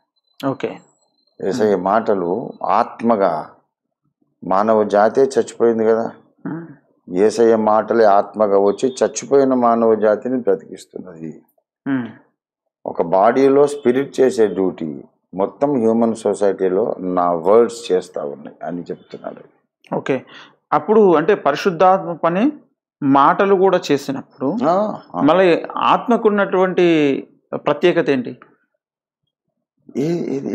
ఇప్పుడు ఇక్కడ ఆత్మయు జీవింపజేయుచున్నది అన్నాడు. ఇప్పుడు మాటలు కూడా జీవింపజేస్తున్నాయి. అప్పుడు ఆత్మకున్న ప్రత్యేకత ఏంటి? మాటలు కూడా అదే పని చేసినప్పుడు? లేదు లేదు, ఇప్పుడు బ్రతికింపజేస్తున్నటువంటి ఆ బ్రతికించబడుతున్న సంగతులు వేరు కదా. ఇప్పుడు మీరున్నారు, మీ బాడీని మీ ఆత్మ బ్రతికిస్తుంది, ఆ ఆత్మ వెళ్ళిపోతే ఈ బాడీ బ్రతకదు, అది మీ వరకున్న వ్యవహారం. నా ఆత్మ నా బాడీని బ్రతికిస్తుంది. అయితే ఇప్పుడు యేసయ్య మాటలు ఈ మట్టి దేహాన్ని బ్రతికించడం కాదు, పాపములు అపరాధముల చేత చచ్చిపోయిన మానవ జాతినే బ్రతికిస్తుంది. ఇప్పుడు ఆ యేసయ్య మాటలు వచ్చేసి మనిషిని బ్రతికించడం అనేది కాదు, వాళ్ళకు రక్షణ కలిగించి, మనోనేత్రాలు వెలిగించి, నూతన జన్మ కలిగించి మొత్తం కోట్ల మంది సమాజాన్నే బ్రతికించేస్తుంది. ఓకే. అది మనలోని ఆత్మ చేయదు. నాలోని ఆత్మ నన్నే, నా శరీరాన్ని బ్రతికించగలదు, కానీ నాలోని ఆత్మ మొత్తం సమాజానికి జీవం ఇవ్వలేదు. Okay. That is the difference. Okay. Okay sir. Okay. అయ్యగారికి వందనాలు. నా ప్రశ్న ఏమనగా, నా మైండ్ నా అనుమతి లేకుండానే ఆలోచన ఏదో నాకు సంబంధం లేని ఆలోచన చేస్తుంది. నేను పడుకోవాలనుకుంటే నిధిలో కూడా ఆలోచిస్తూనే పడుకుంటున్నాను. ఆలోచన నాది కాదు, ఎందుకు ఇలా కలుగుతుంది? వాక్యాన్ని గుర్తు చేసుకొని వాక్యం ఆలోచనని తీసుకొని పడుకోవాలని ప్రయత్నం చేస్తున్నాను. నేనేమి ఆలోచన చేస్తున్నాను, అది నాది కాదు. ఇలా ఎందుకు జరుగుతుంది? దీన్ని ఎలా ఖండించాలి అని అడుగుతా ఉన్నారు రూప జనగామ నుండి. చాలా మందికి ఈ సమస్య ఉంది. ఇంటర్నెట్లో అయితే చాలా చోట్ల ఇప్పుడు ఆ పాపకి ఇంగ్లీష్ టచ్ ఉంటే కనుక ఎడ్ సిట్రోనెల్లి అనే ఒక ప్రాఫిట్, వారు ఇంకా సజీవులే, ఆరోగ్యంగా ఉన్నారు, అమెరికాలో ఉన్నారు. ఆయన ద డెలివరెన్స్ మినిస్ట్రీ అన్నమాట. The attack of which craft on the mind, మనస్సు మీద ఈ మంత్రశక్తుల యొక్క దాడి అని చాలా మెసేజెస్ ఇచ్చారు వారు. రక్షణ పొందినటువంటి దేవుని బిడ్డల మీద, యేసయ్య బిడ్డల మీద సాతాను రకరకాలుగా దాడి చేస్తాడు, ఎన్నో రకాలుగా దాడి చేస్తాడు. వాళ్ళని శారీరక పాపంలో పడేయటానికి విశ్వ ప్రయత్నం చేస్తాడు. అలాగే వాళ్ళకి యాక్సిడెంట్స్ ఏదైనా జరిగించి వాళ్ళను నష్టపరచాలి, వాళ్ళు కుటుంబ జీవితంలో ఉంటే కుటుంబాలు కూలద్రోయాలి, కుటుంబాలు చీలిపోవాలని వాళ్ళ మీద అపనిందలు సమాజంలో సృష్టించి వాళ్ళు సువార్త చెబితే ఎవరు వినకుండా చేయాలి. ఇవన్నీ వాడి దాడులు. తర్వాత మన మనస్సు మీద ఫోకస్ చేసి మన మనస్సును వాడు వశంలోకి తీసుకొని, ఇక మన మనస్సు మన ఆధీనంలో లేకుండా ఇంకొకరి ఆధీనంలోకి వెళ్ళిపోయి పిచ్చి పిచ్చి ఆలోచనలు ఏవో వస్తుంటే వాటిని మనం వెనక్కి తెచ్చుకోలేము. ఇది మంత్రశక్తుల ప్రభావము, చీకటి శక్తుల దాడి. అయితే ఆ మనిషి లోపల చీకటి శక్తి ఉన్నదని కాదు, వాడు పక్కన నిలబడతాడు, ఓకే. లోపలికి రాడు. ప్రక్కనే నిలబడి అక్కడి నుంచి వాడి భావ తరంగాలు, మనోతరంగాల ద్వారా వీళ్ళ ఆలోచన తరంగాలను ట్యూన్ చేసుకొని ఇంకా వాడు ఏదేదో పిచ్చి పిచ్చి తలంపులన్నీ గుప్పించి వదులుతూ ఉంటాడు వాళ్ళ మనసులోకి. దీనికి వెరీ సింపుల్ ఏంటంటే, వాళ్ళ ఇంట్లో ముందు స్తుతి ఆరాధన నిర్వహించి ఉదయం 6 నుండి సాయంత్రం 6 వరకు వీలైతే ఉపవాసం ఉన్నవాళ్ళు ఉంటారు, ఉండలేని వాళ్ళు ఉండరు. మ్యాక్సిమం ఉపవాస ప్రార్థన ఉదయము సాయంత్రం వరకు, స్తుతి ఆరాధన, జస్ట్ ప్రైజింగ్ గాడ్. దేవుని మంచితనము, గొప్పతనము, మహిమ, ప్రభావం, ఆయన చేసిన వాగ్దానాలు, చేసిన మేళ్ళు, చేయబోతున్న మేళ్ళు అన్ని స్మరించి ఆరాధించడం ఎక్కువ చేయాలి. అడగడం తక్కువ, ఆరాధించడం ఎక్కువ చేసి ఆ ఇల్లంతా కూడా ప్రార్థించిన నూనె కలిపినటువంటి నీళ్లు యేసు రక్తంగా ప్రతిష్ఠించుకుని ఇల్లంతా చల్లడం, వాళ్ళ మంచాల చుట్టూ, వాళ్ళ చుట్టూ. ఆ అమ్మాయి కూడా తల మీద, నొసల మీద, 2 అరచేతుల మీద, 2 అరకాళ్ళ మీద, వీలైతే ఒక దైవ సేవకురాలు స్త్రీ, ఎందుకంటే అమ్మాయి కాబట్టి, తీసుకొని పొట్ట మీద కూడా ఒక అమ్మాయి, ఒక తల్లి వయసున్న స్త్రీతో సిలువ గుర్తు వేయించి, తర్వాత అలాగా వారానికి ఒకసారి కొన్ని వారాలు స్తుతి ఆరాధన ఇంట్లో నిర్వహిస్తే ఆ ఇంటి దరిదాపులకు ఎలాంటి విచ్ క్రాఫ్ట్, చేతబడి మంత్రశక్తులు రావడానికి అవకాశం ఉండదు. మరి ముంగమూరి దేవదాసయ్య గారు 7 వారాలు అని కొన్ని క్రమాలు పెట్టాడు ఆయన. అంటే క్రమంగా ఒక తపస్సు, ఒక దీక్ష చేసినట్టుగా, వాళ్ళు సాధన చేసినట్టుగా 7 వారాలు వస్తారు, ఉపవాసం ఉండి ప్రార్థన చేస్తారు, వెళ్తారు. ఈ లోపల కార్యం జరిగిపోతుంది. అంటే అదే అంశం మీద మైండ్ ఉంటుంది అంతసేపు. ఓకే. అది అందుకే స్తుతి ఆరాధన ద్వారా డెలివరెన్స్ ప్రేయర్ చేయించుకోవడం ద్వారా ఆ అమ్మాయికి మానసిక ప్రశాంతత, ఏకాగ్రత తప్పకుండా వస్తుంది. అలా వచ్చిన వాళ్ళు చాలామంది ఉన్నారు. Okay sir, okay, thank you sir. పరకాయ ప్రవేశం క్రైస్తవ వ్యక్తులు ఎవరైనా చేసే అవకాశం ఉందా? మీరు ఏమి ఆలోచిస్తున్నారు అనేది తెలుసుకోవచ్చా? నేను ఆలోచించడం ఉంది. పరకాయ ప్రవేశం అనేది బైబిల్లో ఎక్కడ కూడా చెప్పబడలేదు, చెయ్యమని చెప్పలేదు, చేశారని కూడా చెప్పలేదు. అది క్రీస్తు మార్గానికి సంబంధించింది కానే కాదు. ఓకే. ఇప్పుడు సత్యదేవుణ్ణి పక్కన పెట్టేసి సాతాను మానవ జాతిని దేవుడికి దూరం చేశాడు ఏదెను తోటలో. మరి దేవుడు లేకుండా దేవుడు దూరం అయిపోయినప్పుడు మళ్ళీ వీళ్ళ లోపల కొన్ని అతీత శక్తులను జాగృతం చేయాలి. దాని కొరకు యోగ సాధన. సృష్టికర్తను వదిలేసి మా అంతట మేమే కొన్ని అతీత శక్తుల్ని సాధిస్తాము. దానివల్ల యోగ సాధన, దాంట్లో నుండి ఇంకా ఎన్నెన్నో గొప్ప విద్యలు సాతానుగాడు నేర్పించాడు. ఇవన్నీ మాకు తెలుసు. జలస్తంభన, వాయుస్తంభన, తర్వాత ఆత్మ బయటకు వచ్చే సంచారం చేయటము, పరకాయ ప్రవేశము, ఇలాంటివి ఎన్నో మాకు విద్యలు తెలుసు. కాబట్టి ఇంకా దేవుడు ఇంకెక్కడున్నాడు? మేమే కదా, మాకు తెలిసిందే దేవుడు. మేము ఇన్ని చేస్తున్నాం, దేవుడు కాదా ఇదంతా చేసేది అనేది వాళ్ళకు ఒక ఫాల్స్ కాన్ఫిడెన్స్ దుష్టుడు ఇప్పిస్తున్నాడు. కనుక అది సత్యదేవుణ్ణి దూరం చేయడానికి దేవ విరోధి పుట్టించినటువంటి మహావిద్యలలో ఒకటి పరకాయ ప్రవేశము. దాని జోలికి మనం పోవద్దు, మనకు అవసరం లేదు. ఓకే. Okay sir. సార్, సౌలు రాజు యూదా ఇస్కరియోతు పరలోకం వెళ్ళారా? సౌలు వెళ్ళాడు, యూదా ఇస్కరియోతు వెళ్ళలేదు. ఎందుకంటే సమూయేలు ఆత్మ వచ్చినప్పుడు అంటారు, రేపు ఈ సమయానికి నీవు నీ కుమారుడు నాతో కూడా ఉందురు అన్నాడు. అంటే పరదేశులు. యేసుప్రభు వారి ఆరోహణానికి ముందు పరదేశు భూగర్భంలో ఉంది కదా, అక్కడి నుంచే వచ్చాడు ఆయన. ఆ దుప్పటి కప్పుకున్న ముసలివాడుగా సమూయేలు ప్రవక్త వచ్చాడు. సో రేపు ఈ పాటికి నీవు నీ కొడుకులు నాతో ఉంటారు పరదేశంలో. అంటే అతను రక్షణే పోగొట్టుకొని భ్రష్టుడైతే కాలేదు, నరక పాత్రుడైతే కాలేదు. ఇకపోతే యూదా విషయం, అతడు తన చోటికి పోవుటకు తప్పిపోయి పోగొట్టుకున్న కృపను అపోస్తలత్వం అంటాడు. కాబట్టి ఇంకెక్కడికి వెళ్ళాడు. ఈ కృపను పొంది ఉంటే ఎక్కడికి వెళ్తాడు, అపోస్తలత్వం కలిగి ఉంటే ఎక్కడికి వెళ్తాడు, అది కాక ఇంకో చోటుకి వెళ్ళాడు వాడు. కనుక ఇతడు ఇంకో వేరే చోటు అంటే ఏముంది, పరలోకం కానీ ఇంకో చోటు పాతాళము, అగ్నిగుండము, అక్కడికి వెళ్ళాడు.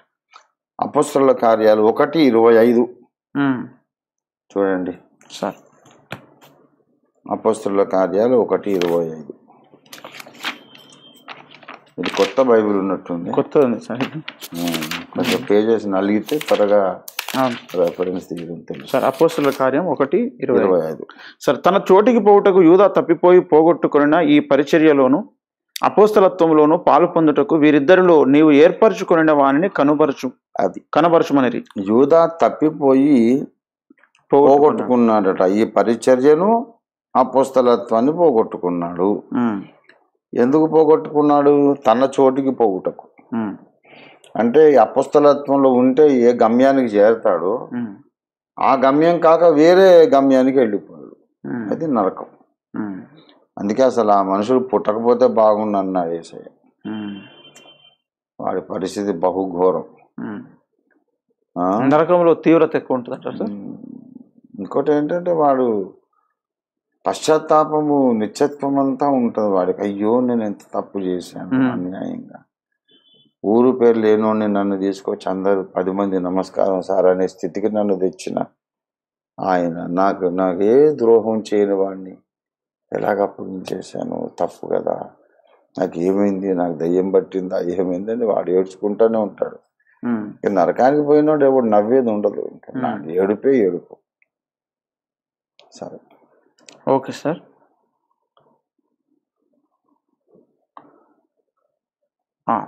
ప్రైజ్ లార్డ్ గారు. My name is Abhinaya, native place Karimnagar, present living in Chennai. ఇక్కడ మేము తెలుగు చర్చికి వెళ్తాం. ప్రభురాత్రి భోజనంలో రొట్టె ఇవ్వకుండా ఆల్రెడీ విరిచి డైరెక్ట్గా షాపులో దొరికే వేఫర్స్ ఇస్తున్నారు. బైబిల్లో రొట్టె ఒకటే కనుక మనమందరము ఏక శరీరం అని ఉంది కదా, అండ్ ఆయన విరిచి శిష్యులకు ఇచ్చారు కదా, మరి పాస్టర్ విరవకుండా ప్రేయర్ చేసినప్పుడు ఆ వేఫర్స్ యేసు శరీరంగా మారుతుందా, పాపక్షమాపణ కలుగుతుందా? దయచేసి క్లారిటీ ఇవ్వండి. మారదు, చాలా తప్పది. వాళ్ళ పద్ధతి మార్చుకోవాలి, లేకపోతే అక్కడ ప్రభు బలి తీసుకోవడం మనమైనా మానుకోవాలి. ఓకే. మిగిలిన వేఫర్స్ మళ్ళీ అందులోనే కలిపి నెక్స్ట్ వీక్ యూజ్ చేస్తున్నారు. నాకు చాలా డౌట్ గా అనిపిస్తుంది. చాలా ఘోరమైన విషయం. అర్జెంటుగా ఆ చర్చికి వెళ్ళటం మానుకోవాలి. ముందు పాస్టర్ గారికి దేవుడు నా చేత రచింపజేసిన ప్రభురాత్రి భోజన రహస్యం పుస్తకం ఇవ్వాలి. ఆయన చదివి మార్చుకుంటే మంచిదే, సంఘం అంతా ఆశీర్వదించబడుతుంది. ఆయన మూర్ఖంగా మాట్లాడి ఇదంతా కాదు మా సంస్థ పద్ధతే పాటిస్తాను అంటే ముందు ఈ గ్రహింపు కలిగిన వాళ్ళు ఆ సంఘాన్ని వదిలేయాలి. ఓకే. అయితే చాలా మంది ఇదే పరిస్థితి కనబడుతుంది సార్. ఎక్కడ చూసినా వేఫర్స్ ఒకటి, తర్వాత మా బేకరీ బన్ను బిస్కెట్ కూడా ఇస్తున్నారంట, పార్లేజీ బిస్కెట్. చాలా దారుణం ఇదంతా కూడా. చెప్తే కూడా ఒప్పుకునే పరిస్థితిలో కనబడతలేదు సార్. కనబడతాం లేదు. అదే కదా, మరి దిద్దుబాటు నీకు అసహ్యము కదా, నా నిబంధన నీ నోట వచించదవేమి అన్నాడు 50వ కీర్తనలో. కాబట్టి బోధకులే కానీ దిద్దుబాటు అసహించుకుంటారు. వాళ్ళు చేసే తప్పైనా సరే, ఎవరైనా వచ్చి ఇది తప్పన్నయా, ఇది పద్ధతి ఇది కాదు, మనం మార్చుకుందాం, బైబిల్ ఇలా చెప్తుంది కదా అంటే, నా అంతటి వాడిని పట్టుకొని నువ్వు దిద్దుబాటు చేస్తావా అని వాళ్ళు అగ్గి మీద గుగ్గిలం అయిపోయి వాడిని కొట్టినా కొడతారు, చంపినా చంపేస్తారు. అంత ద్వేషం ఉంటుంది వాళ్ళకి. అట్లాంటి వాళ్ళు ప్రసంగాలకు పనికిరాదు, ప్రసంగం చేయడానికి యోగ్యుడు కాదనేసాడు. భక్తిహీనుడు అన్నాడు. ఆ మాట చూద్దాం. ఎందుకైనా మంచిది, ప్రజలందరూ నేను 50వ కీర్తన అంటే అది చదివితే బాగుండు అని కూడా చాలామంది అనుకుంటున్నట్టుగా నాకు ఇక్కడికి వినబడింది. అందుచేత 50వ కీర్తన 16వ వచనం, భక్తిహీనులతో 50వ కీర్తన 16, భక్తిహీనులతో దేవుడు ఇట్లు సెలవిచ్చుచున్నాడు, నా కట్టడు వివరించుటకు నీకేమి పని, నా నిబంధన నీ నోట వచించేదేవేమి, దిద్దుబాటు నీకు అసహ్యము కదా, నీవు నా మాటలను నీ వెనుకకు త్రోసివేసేదవు. ఇప్పుడు నా కట్టడలు వివరిస్తున్నావు, నా నిబంధన నీ నోట వచ్చిస్తున్నావు అంటే ప్రసంగికుడే కదా, పాస్టర్ గారే కదా. వాళ్ళని ఏమని పిలిచాడు? భక్తిహీనులతో దేవుడు ఇట్లు సెలవిచ్చుచున్నాడు. అంటే వీడు ప్రసంగాలు చేసే భక్తిహీనుడు, ఓకే, దేవుని కట్టడలు వివరించే భక్తిహీనుడు. ఎందుకంటే ఒక కరెక్షన్ ఇష్టపడడు కనుక అలాంటి వాళ్ళు ఉన్నారు. అట్లాంటి వాళ్ళ కాపరిత్వంలో గొర్రెలు ఏం పెరుగుతాయి, ఏమి బలపడతారు. కనుక ఆయన్ని మార్చాలి, లేకుంటే ఆయన మనం వదిలేయాలి. రెండే మార్గాలు. సార్, శరీరక్తంలో పాలు పొందినప్పుడు అయోగ్యముగా పాలు పొందినటువంటి వారు బలహీనులు అవుతారు, రోగులు అవుతారు, నిద్రిస్తారని ఉంది కదా. మరి ఇలా ప్రభు శరీరమునే అవహేళన చేస్తూ యోగ్యముగా పాలు పొందకుండా అక్కడ ఉపయోగించాల్సినటువంటి గోధుమ రొట్టెను ఫ్రెష్గా చేసిందే ఉపయోగించకుండా పులిసినది లేదా దేవుడు చెప్పనిది ఏదో వారు అన్యాజ్ఞలాగా ఉపయోగించినటువంటి పరిస్థితిలో మరి వీళ్ళు బలహీనులు ఎందుకు కావట్లేదు, రోగులు ఎందుకు కావట్లేదు? బలహీనులు అంటే శారీరకంగా బలహీనతనే కాదు, ఆత్మలో బలహీనులే కావాలి. ఒక ఆత్మని తీసుకురాలేరు, ఒక మర్మాన్ని వివరించలేరు, ఒక విమర్శకు సమాధానం చెప్పలేరు. ఎంతమంది పాస్టర్లు మణిపూర్ సంఘటనని ఖండించగలిగారు? ఒక తప్పు జరుగుతుంటే ఎంతమంది దాన్ని వ్యతిరేకించి అరికట్టే ప్రయత్నం చేస్తున్నారు? న్యాయం కొరకు ఎంతమంది పోరాడుతున్నారు? ఏలియా స్థానంలో ఏలియా లాగానే మాట్లాడి ఆహాబు ముందుకు వెళ్ళగలిగిన పాస్టర్లు ఎంతమంది? బలహీనులే కదా వీళ్ళు, దేవుని కార్యాలు జరిగించలేని బలహీనులు. కనుక వాళ్ళు అసలు చాలా మంది పాస్టర్లు అనే పదవులు ఉన్నోళ్ళు కూడా పరలోకానికి రానోళ్ళు కూడా ఉన్నారు. ఓకే, పరలోకానికే రానివాడిని దేవుడు రోగిగా చేసి వాడిని దండించడం అని ఆయన పట్టించుకోడు. ఎందుకంటే రక్షణ పొంది పరలోకానికి వచ్చే బాపత అయితే వీడు కఠినంగా శిక్షించి మారు మనసు వచ్చేటట్టు దేవుడు చేస్తాడు. ఎలాగ వీడు అగ్నిగుండానికి పోయేవాడు ఇప్పుడు మార్చుకుంటేనే, మార్చకపోతేనే వాడిని వదిలేస్తాడు. ఎటువంటి పాస్టర్లు అగ్నిగుండానికి వెళ్తారు సార్? అసలు ముందు రక్షణ సాక్ష్యం ఉండదు చాలా మందికి. చాలా మంది పాస్టర్లు అడిగి ఎప్పుడు రక్షింపడ్డారండి మీరు,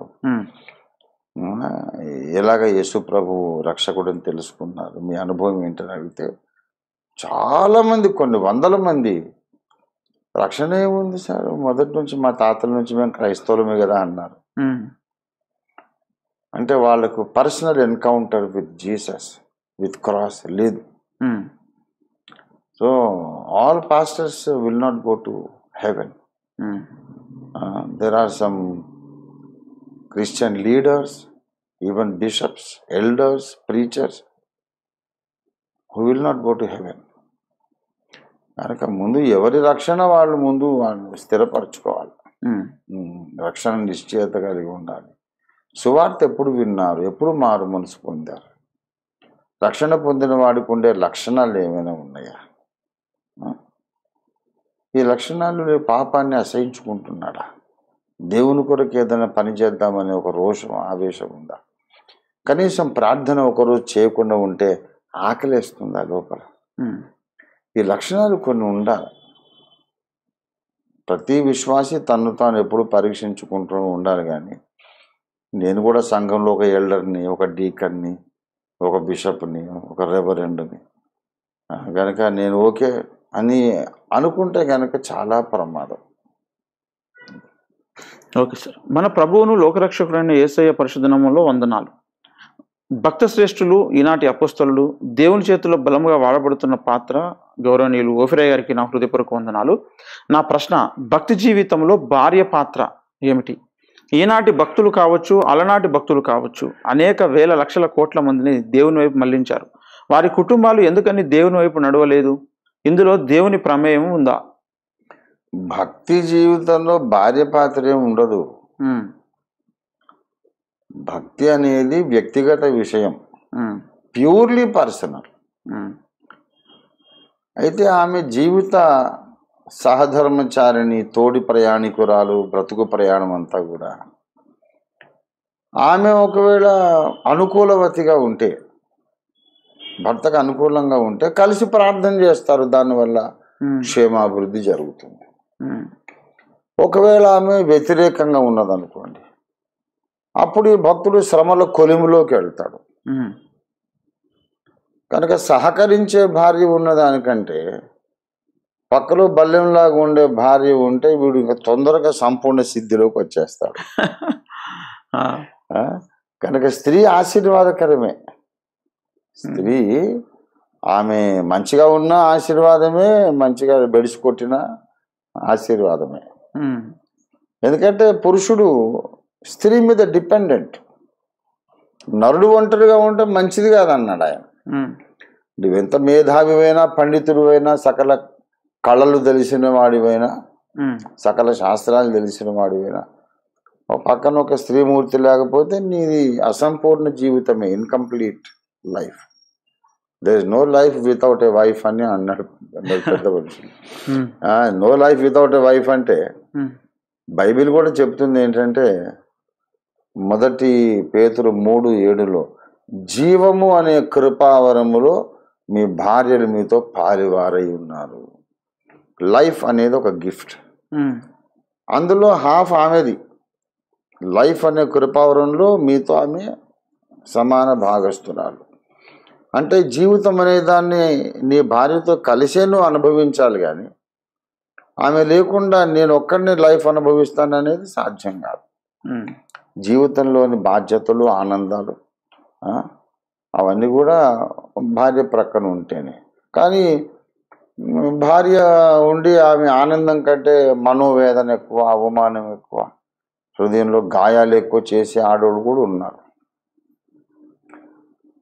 అలాగైనా బ్లెస్సింగే. ఎంత బాధ అయినా ఏదైనా పెళ్ళి అనేది బ్లెస్సింగే. సోక్రటీస్ అన్న ఒక మంచి సామెత గుర్తొచ్చింది.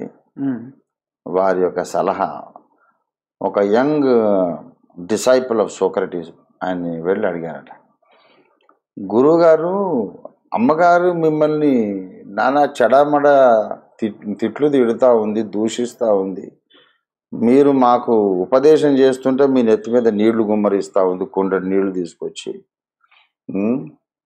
తిట్టకూడదు తిట్లని తిట్టేస్తూ ఉంది అమ్మగారు, మీరు మహామేధావి, ప్రపంచ మేధావి, మరి మీకే ఇట్లాంటి భార్య దొరికింది, మరి మేము పెళ్లి చేసుకోవాలంటే భయం వేస్తుంది, ఎలాగా ఏం చేయాలో అర్థం కావట్లేదు అని యవనస్తుడు అడిగాడట. దానికి సోక్రటీస్ గారు చెప్పారు, get married anyway young man, get married anyway. If you get a good wife it is okay, otherwise at least you will become a philosopher. మంచి భార్య దొరికితేనేమో లైఫ్ ఎంజాయ్ చేస్తావు, పనికి మాలిన దొరికింది అనుకో, కనీసం నువ్వు వేదాంత పండితుడు వైపు చేసుకుని పెళ్ళి అన్నాడు. అంటే వాళ్ళు గ్రేట్ పీపుల్. వాళ్ళు ఏంటంటే జీవితంలో విషాదంలో కూడా ఒక హ్యూమర్, నవ్వించే ఒక పరిస్థితిని వాళ్ళు పుట్టించగలరు, ప్రపంచ మేధావులు వాళ్ళు.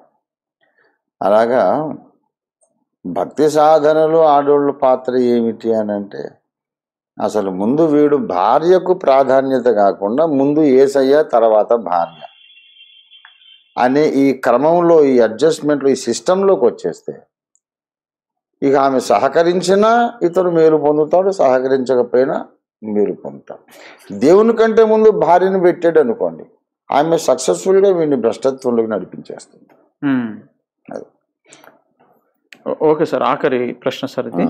ఓకే, కొందరు కాల్స్ కూడా చేశారు, కానీ మిస్డ్ కాల్స్ ఉన్నాయి. మీరు ఎవరైనా సార్తో మాట్లాడాలనుకుంటే కాల్ చేయండి, ఒక కాల్ అయిన సార్తో మీరు మాట్లాడవచ్చు.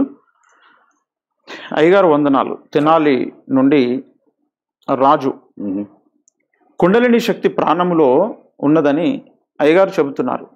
షట్చక్రాలు ఉన్నాయని, వాటిలో కుండలిని శక్తి ప్రవహిస్తుందని యోగులు నమ్ముతున్నారు. షట్చక్రాలు ఉన్నాయా?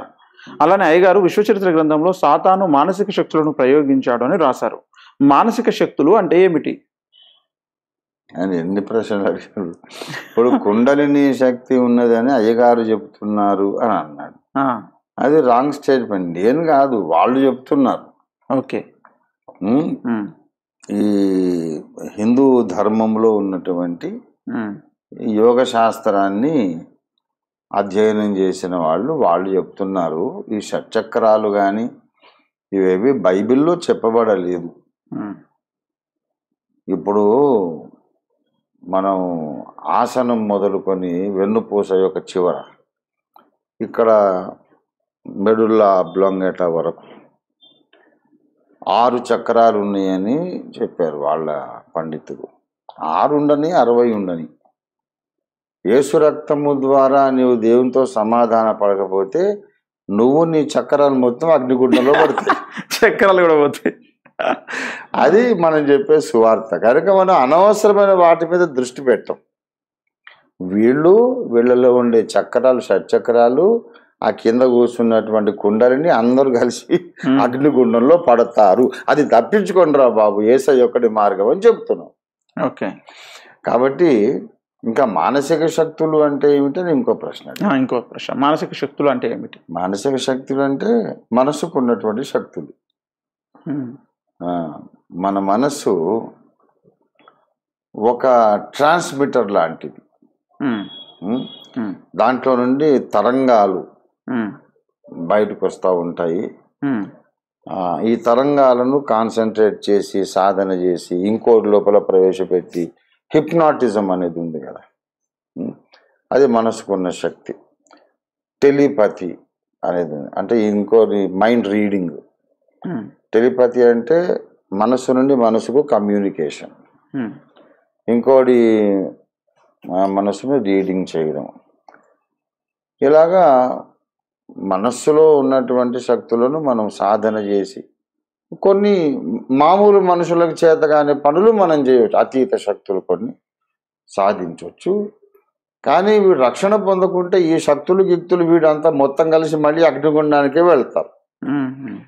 కనుక మనకు అవన్నీ అవసరం లేదు. మనకు కావలసింది పరిశుద్ధాత్మ శక్తి, యేసు రక్తం యొక్క శక్తి, యేసు గాయాలలోని శక్తి, యేసు మాటల్లోని శక్తి. యేసు మాటలు అంటే బ్రహ్మాండాన్ని సృష్టించినటువంటి శక్తి యేసు మాటలే. కాబట్టి ఆయన మీద మనం దృష్టి నిలపాలి, కాన్సన్ట్రేట్ చేయాలి. కానీ ఆ రక్షకుడిని పక్కన పెట్టేసి ఎన్ని సాధనలు చేసినా, ఎన్ని శక్తులు సాధించినా మనము మన శక్తులని కలిసి అగ్నిగుండంలో యుగ యుగాలు బాధపడతాము. ఓకే సార్, ఒక కాల్ తీసుకుంటాను. హలో హలో హలో అండి, క్షీరసాగర్ మందిరం కార్యక్రమానికి స్వాగతం. మీ పేరేంటి, ఎక్కడి నుంచి కాల్ చేస్తున్నారు? I'm Joseph. I'm calling from Rajahmundry. Rajahmundry. Yeah. Okay. Ask to Ophir sir if you have any question. పత్రిక కొలస్సీయుల రాసిన పత్రిక 1:24 వచనంలో అక్కడ వచనం నాకు అర్థం అవ్వదంటే ఏ పత్రిక నాయనా? కొలస్సీయుల రాసిన పత్రిక, కొలస్సీ పత్రిక ఎన్నో అధ్యాయము? 1:24 వచనం. 1వ అధ్యాయమా? 1:24 వచనం. 24 లేదు కదా? కొలస్సియా. ఓకే. కొలస్సీ 1:29 వరకు ఉన్నాయి. ఇప్పుడు మీ కొరకు నేను అనుభవించుచున్న శ్రమల యందు సంతోషించుచు సంఘము అను ఆయన శరీరము కొరకు క్రీస్తు పడిన పాట్లలో కొదువైన వాటి యందు నా వంతు నా శరీరమందు సంపూర్ణము చేయుచున్నాను. ఇదేనా? మీకు అర్థం కాలేదు బ్రదర్? అవునండి. సరే.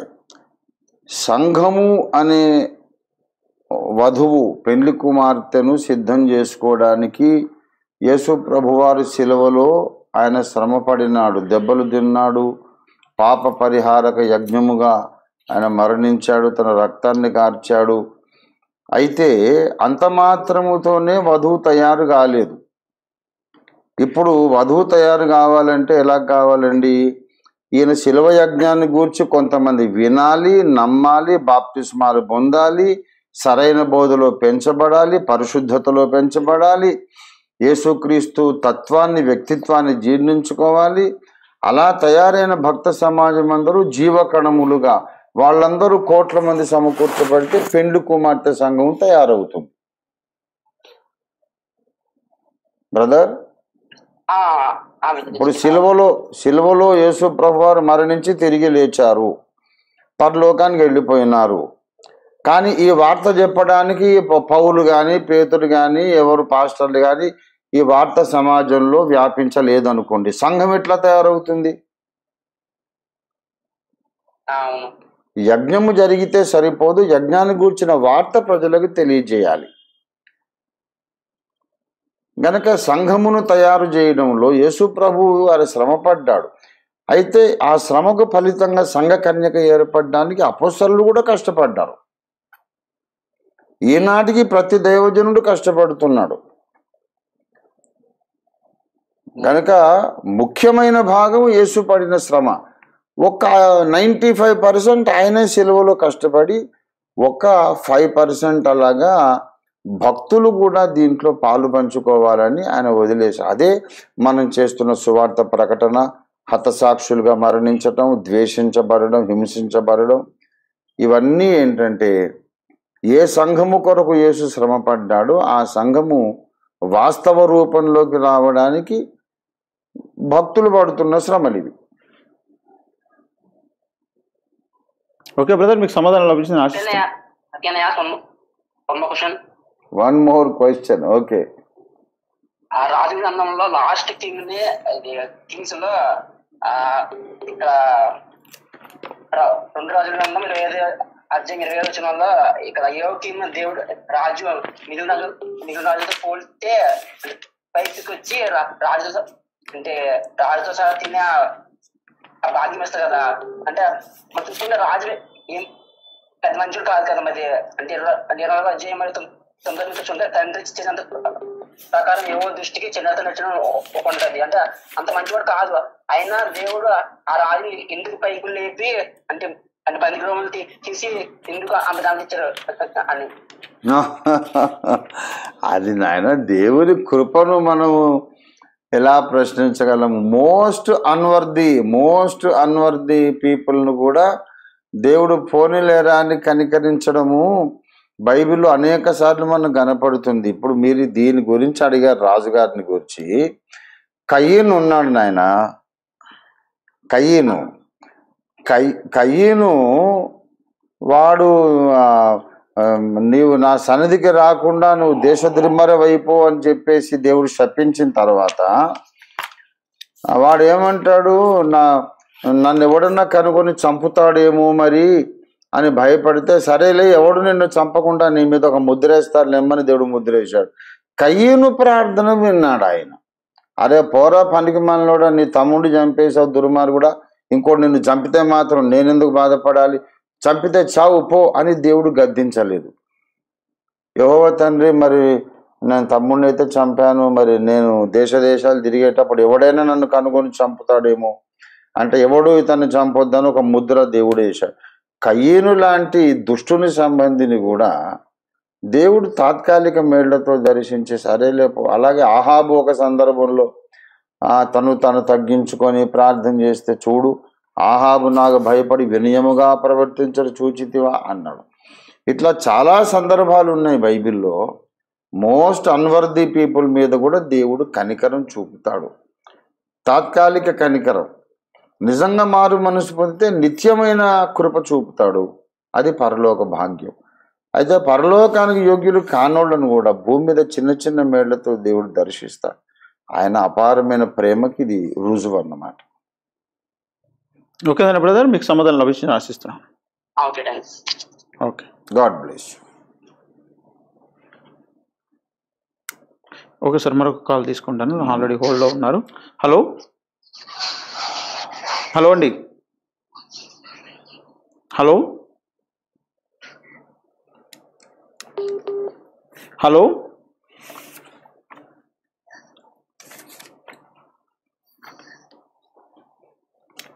హలో అయ్యో, ప్రైజ్ లార్డ్ అయ్యా. ప్రైజ్ లార్డ్ అండి. క్షీరసాగర్ మన కార్యక్రమం స్వాగతం. ప్రైజ్ లార్డ్ అండి. ప్రైజ్ లార్డ్ చెప్పండి బ్రదర్, మీ పేరేంటి, ఎక్కడి నుంచి కాల్ చేస్తున్నారు? నా పేరు రమేష్ అయ్య. నాది ఆంధ్రప్రదేశ్, నంద్యాల జిల్లా. నేను దాదాపు ఒక 6 నెలల నుంచి ఇక్కడ హైదరాబాద్ లోనే ఉన్నాను. అది చిన్న డౌట్ అయ్యా, నాది ఏంటంటే గత ఆదివారం నాడు కొంచెం నిద్ర వచ్చినట్లు పడుకున్నానయ్యా.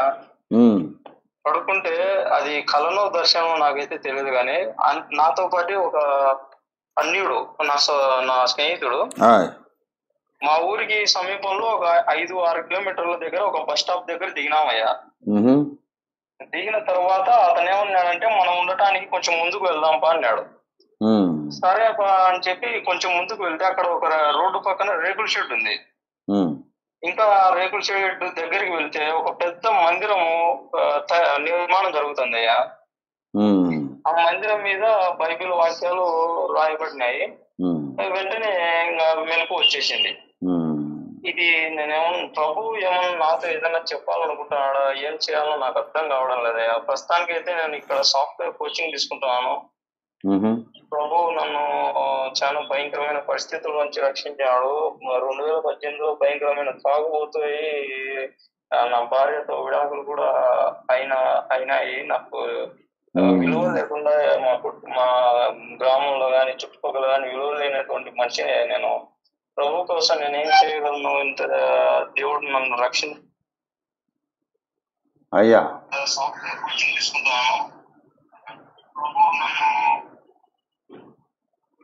బ్రదర్ అయ్యా చెప్పండి అయ్యా. మీరు నంద్యాలలో ఏ చర్చికి వెళ్తున్నారు? ఇప్పుడు ప్రస్తుతానికి అయితే ఇక్కడే ఉన్నానయ్యా, హైదరాబాద్ లో. మరి హైదరాబాద్ లో ఎన్ని నెలలు? 4-5 నెలలు అన్నారు కదా. 5 నెలలు దాకా. 5 నెలలు. మరి హైదరాబాద్ లో ఏ చర్చికి వెళ్తున్నారు? ఇక్కడ సికింద్రాబాద్ దగ్గర హెబ్రోన్ హెడ్ క్వార్టర్స్ ఉంది కదయ్యా. సంతోషం. ముషిరాబాద్ గోల్కొండ చౌరస్తా. గోల్కొండ చౌరస్తా దగ్గర. ఇప్పుడు మీరు నంద్యాలలో ఏ చర్చికి వెళ్ళేవాళ్ళు? నంద్యాలలో అయితే యేసు కృప మందిరం అని చెప్పి అక్కడ వెళ్ళేవాడిని అయ్యా. అది ఇండిపెండెంట్ సహవాసమా? ఇండిపెండెంట్ అది. బాప్తిస్మము అక్కడ నంద్యాలలో పొందారా, ఇక్కడ పొందారా?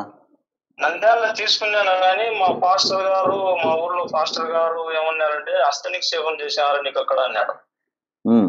అంటే లేదయ్యా అదేం చేయలేదు. అంటే ఏందయ్యా హస్తనిక్షేపం అంటే సంఘం అంతా కలిసి చేతులు పెట్టి నీకు ప్రార్థన చేస్తారు అదంటే, లేదయ్యా అట్లాంటిది ఏం జరగలేదు నాకు అని చెప్పినాను. సరే నువ్వు బాప్తిసం మళ్ళీ తీసుకో అని చెప్పినాడు.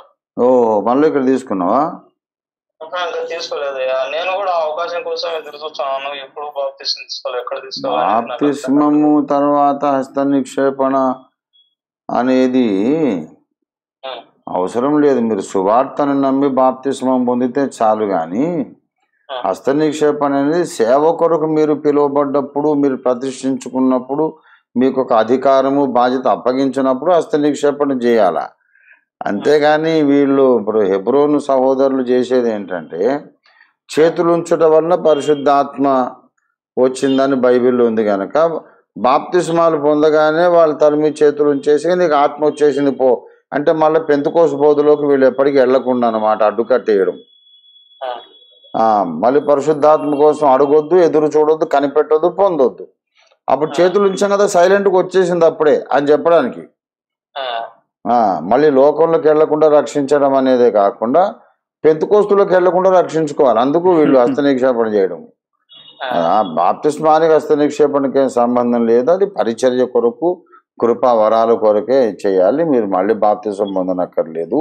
నాకు కళల ద్వారా చాలా సార్లు ప్రభు నన్ను ఇక్కడ ఒక సువార్త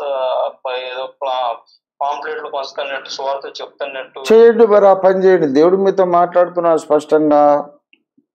నోరు ఒక నిర్ణయం తీసుకోవాలంటే నిజంగా ప్రభు నాతో. నిర్ణయం ఏముంది బ్రదర్? ఇప్పుడు నోరు తెరిచి ప్రసంగాలు చేయాలంటే అందరికీ రాకపోవచ్చు, అందరికీ చేత కాకపోవచ్చు. భక్తులు రాసిన సువార్త కరపత్రం తీసుకెళ్ళి రోడ్డు మీద ఒక 5గురికి పంచి చదవండి సార్ అని చెప్పేసి రావడానికి, దానికి ఇంకా మీకు చేత కాకపోవడం ఏముంది? మంచి పనే కదా.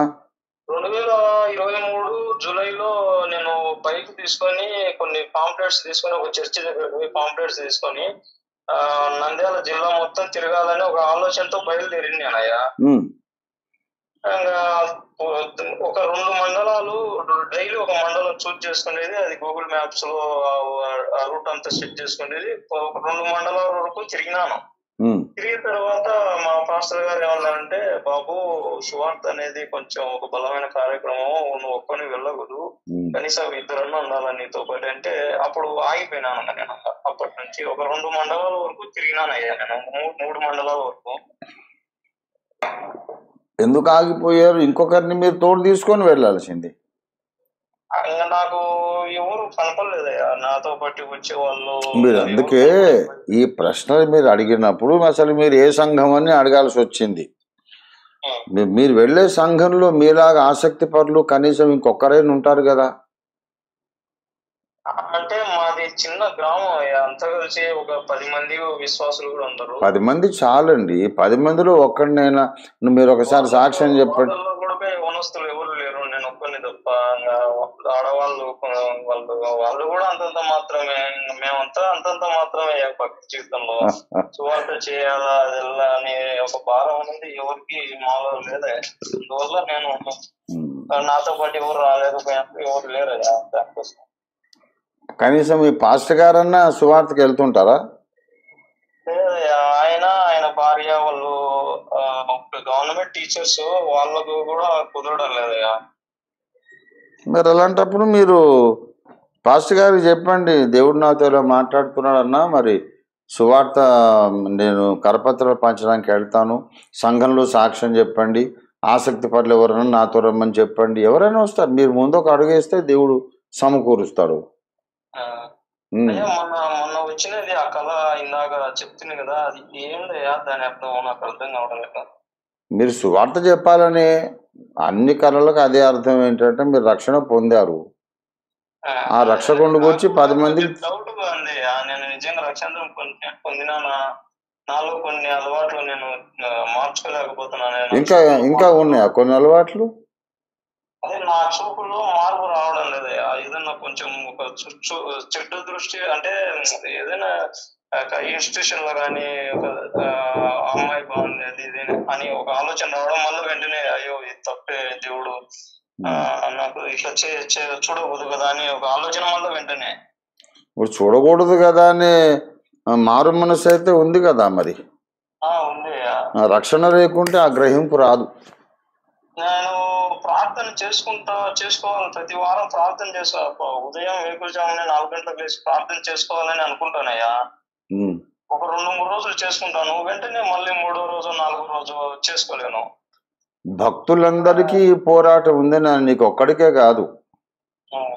రక్షణ పొందిన ప్రతి ఒక్కరికి కూడా ఇదే పోరాటం ఉంది. ప్రార్థన చేసుకుందామంటే దుష్టుడు చేయనివ్వడు. చెడ్డ తలంపులు, చెడ్డ దృశ్యాలు చూపించడము, మనసును కల్మషం చేయడం, మళ్ళీ మారు మనసు పొంది యేసయ్యా నన్ను క్షమించమని మనం వేడుకోవటం, ఇలాగ ప్రతి భక్తుని మీద విశ్వాసం మీద వాడు దాడి చేస్తానే ఉన్నాడు. మొన్న మీకు అదే లక్ష్మణయ్య అని మీ పరిచర్యలో ఉన్నారు కదా ఒక ఆయన, ఒక బ్రదర్. సరే, ఇప్పుడు ప్రశ్నోత్తరాల సమయము డిస్కషన్ కింద మారిపోతా ఉంది. మీరు హైదరాబాద్ లో ఉన్నారు కదా, ఒకసారి వచ్చి పర్సనల్ గా కలవండి. ఎప్పుడు రమ్మంటారయ్యా? రండి, రేపు రండి. రేపు ఎన్ని గంటలకు రమ్మంటారయ్యా? రండి, పొద్దున్నే రండి. పొద్దున్న రాగలరా? ఫ్రీగానే ఉంటానయ్యా, నాకు 4 నుంచి 8 వరకు క్లాస్. పొద్దున్నే రమ్మంటారయ్యా? 9 గంటలకు అట్లా? 9-10 గంటలకు రండి. అది అడ్రస్ అయ్యా? మీరు కాల్ చేస్తాం, మీకు నంబర్ పెడతాం. లక్ష్మణ్ తెలుసు అన్నారుగా, లక్ష్మణ్ అడిగితే మెసేజ్ అది లొకేషన్ పెడతాడు. అది అక్కడ అగాపే మినిస్ట్రీస్ అని అక్కడ పెట్టినాడు ఆయన. అక్కడికి రండి. సరే అలాగే. రైట్. హలో బ్రదర్, 4077 నంబర్ నుంచి బ్రదర్ కాల్ చేశారు. మీరు 19 మినిట్స్ అయింది, హోల్డ్లో ఉండి నేను మీతో మాట్లాడుతున్నాను, మీరు పలకట్లేదు.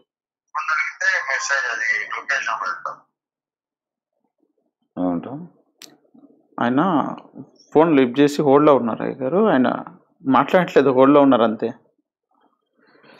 సరే, ఇది ఒక క్వశ్చన్ ఏంటంటే, కయీను హేబేలు అర్పించినటువంటి అర్పణ, ఇప్పుడు హేబేలు ఏమో బలి తీసుకొచ్చి అర్పించాడు. కయ్యనేమో తను పండించిన పంటలో నుంచి తీసుకొచ్చాడు. వాళ్ళు అర్పణని ఎట్లా అర్పించారు? అక్కడ బలిపీఠం కట్టి అగ్ని వేసి అగ్ని మీద అర్పించారా? ఈ ధాన్యాన్ని కూడా అగ్నిలోనే పోసాడా? అంతే.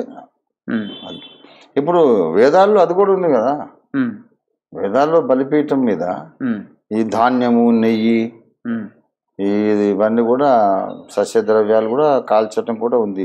పిండితో చేసిన రొట్టెలు.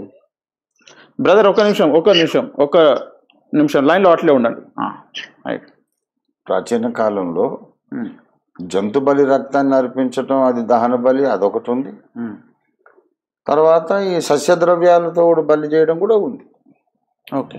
దాన్నే ఇప్పుడు ఈ మతోన్మాదులు ఏంటంటే అసలు అంతా ఈ పిండి, నూనె, నెయ్యి దీంతోనే బలులు చేశారు, కానీ జంతు బలి లేనే లేదు ఆర్యుల కాలంలో అనే సంగతి వీళ్ళు వాదిస్తున్నారు.